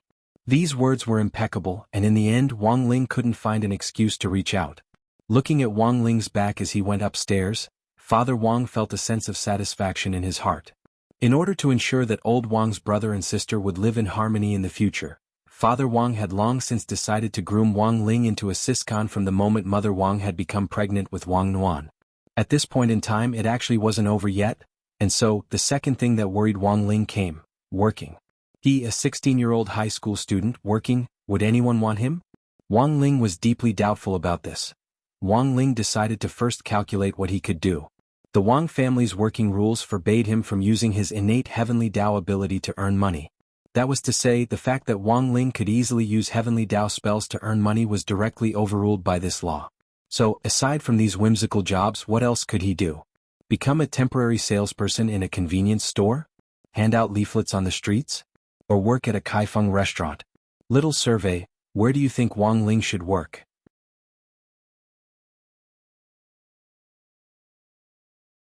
Chapter 1062. In short, Wang Ling's current problem was where to find a job. If he couldn't use Heavenly Dao, it would be a little difficult to earn money. Otherwise, he could use the Heavenly Ear ability to connect to signals from other parallel spaces and casually copy music scores for money, earning tens of thousands of dollars in minutes. But copying music scores wasn't very pleasing, because readers would suspect him of exaggerating the number of words. But while he couldn't use Heavenly Dao, Wang Ling's physical fitness was still there. He had considered whether or not he should become someone's sandbag. In any case, he wouldn't be injured even if he got beaten up. The problem was, if that person died from the backlash, he would be done for. When the Shadow Stream killers had attacked number 60 High previously, he could still vividly remember the death of the boss killer who had suffered the backlash. The grass on the other party's grave was already dozens of meters tall, right? So after some serious thought, Wang Ling started to ask Super Chin, Dopey Gua and the others for their opinions in the private chat group. Work? Super Chin directly replied in the group, then Wang Ling, don't even think about serving tea and water in the catering service. Wang Ling? Wang Ling, you can't even smile, there's no way you'll get a job there. Also, there's a high chance that you'll get a complaint. I heard that if you get a complaint there, you'll be fined. If you work there with a poker face, you might end up paying them hundreds of yuan a day. You don't say. I know about Wang Ling's situation and there's a job that suits him quite well. At that moment, Dopey Gua suddenly came up with an idea. What job? Little Peanut was also interested. He can go to a cultivation film and television base as an extra. It's hard money and they also need student actors. I've introduced a lot of bros from other classes to them, but they don't last long. Why? Because they'll laugh in the middle of acting. It's clearly an extra, and in many cases they just need to play dead. I think this job suits Wang Ling very well. Just as Dopey Gua finished speaking, Wang Ling directly replied with 2 words, I'm counting on you. Wang Ling had never thought about debuting as an idol, but he felt that he was very suited to be an extra. However, it wasn't easy to take this route. Usually new small-time actors wouldn't have any work to do for a long time. They couldn't even afford to eat. They could only wait by the roadside of the film and television base, waiting for production crews that needed more people to come and recruit them. If they were lucky, they could earn 100 or 200 yuan if they followed the crew for a day. If he was lucky enough to be chosen by the director to say a few lines or something, he could even earn a few thousand a day as a walk-on. If it wasn't enough, it would only happen in a few cases. In the afternoon, Wang Ling invited Dopey Gua to Songhai Film and Television Base. Film and television bases actually weren't rare nowadays, but Songhai City's film and television base won in terms of scale. As an international multicultural exchange center, Songhai City was naturally favored by many film crews as well as famous directors, both at home and abroad. The more space there was, the more places he could use his fists and feet. Nowadays, when cultivators make movies, they no longer need to rely solely on special effects. Many explosive scenes can be created by 2 cultivator actors fighting. Moreover, the key is that they look very realistic, much better than cheap special effects. They even saved on the cost of special effects. Thus, A lot of the movies on the market nowadays were made up of cultivators fighting with special effects. Special effects didn't need to be lavished with money anymore. They just needed to add a little sublimation to the original foundation to make some explosions and fighting scenes look more gorgeous. Wearing his school uniform, Wang Ling waited for a while by the stone tablet with the words Songhai Film and Television Base on it, and soon saw Master of Dopey waving at him from a distance. Wang Ling didn't know why he was wearing his school uniform for the time being, but since he could make money, it didn't matter. As for Dopey Gua himself, he was also wearing his school uniform. "Let's go, I'll take you in." Dopey Gua took out the actor ID that he had prepared in advance and hung it on his chest. Wang Ling was a little dazed when he saw this decent ID. "It's fine. There'll be an assessment later. I have an uncle in the assessment department, so you just have to deal with it. Once you have an actor ID, it'll be easier for you to enter the base. Under normal circumstances, one ID can only bring one person in. It's a kind of referral," Dopey Gua said as he explained the rules of the film and television base to Wang Ling. Wang Ling was about to ask why he had to come in his school uniform, but Dopey Gua just started talking. "It's quite a coincidence. That uncle of mine just happened to want to shoot a big online movie with a school theme, and he's still missing 2 people. He wanted me to bring one person in and I was just about to look for someone else, but Wang Ling, you just happened to want to work." "Ah. A school theme?" asked Wang Ling. "Yes, this movie is a little amazing. Not only is it a school theme, it's also set in our school. It's also about Senior Joie. Wait a minute, I'll send the script to our private chat group." Because of the confidentiality agreement, the script couldn't be made public for the time being, so they couldn't send it to their small group. But since Wang Ling had joined them, Dopey Gua thought it was fine to send it to him. He created a new small group exclusively for him and Wang Ling, and sent the script to the 2 of them. The group was called Oscar Best Actor. Dopey Gua explained the script to Wang Ling as he led him to the place to apply for an actor's ID. Wang Ling opened the file that Dopey Gua had sent him, and at the top of the file was a huge line of movie title. Wang Ling immediately took a deep breath, because the movie was called Audiobooks Devil Child Descends. Wang Ling heard from Dopey Gua that it wasn't the film crew who had approached Audiobook about this, but Wang Ling had directly asked Headmaster Chen for permission to shoot the movie. Considering that number 60 High was about to be upgraded to a key city high school, Headmaster Chen felt that they could use this opportunity to do some publicity, so he had agreed. And most importantly, this movie was being directed by a famous director called Feng Yiwei. Of course, what surprised Wang Ling the most wasn't the movie title or the director. It was the content of the movie. When Wang Ling flipped through the file and saw the synopsis of the movie, he was completely dumbfounded. The synopsis of the movie was as follows. 6 years ago, the gate between worlds descended and gave birth to a chaos bead. With the combined efforts of numerous experts in the cultivation world, the chaos bead was refined into a demon bead and an immortal pill. The number 1 sect in the cultivation world, number 60 sects, set up a great array and destroyed the demon bead 3 years later. The head of number 60 sects ordered his eldest disciple, Hero Gua, to inject the immortal pill into Ajua's body. In the end, due to a freak combination of factors, the immortal pill was replaced, and Ajua, who was supposed to be born from the immortal pill, became the embodiment of the devil path. However, Ajua wasn't swayed by his fate. He upheld the beliefs of number 60 sects and punished evil all the way, but because of the demon bead, he was misunderstood as a devil who committed all sorts of evil, and was repeatedly made a scapegoat for others. Faced with this situation, what should he do? You're tuning in to the Han Li's Wuxia Chronicles YouTube channel. We're so grateful for your support, and don't forget to subscribe to join us on this incredible journey through captivating stories. Your generosity through donations truly makes a world of difference, as it's the primary source of revenue that allows me to expand and enhance this channel for you. Thank you from the bottom of my heart for being a part of this adventure.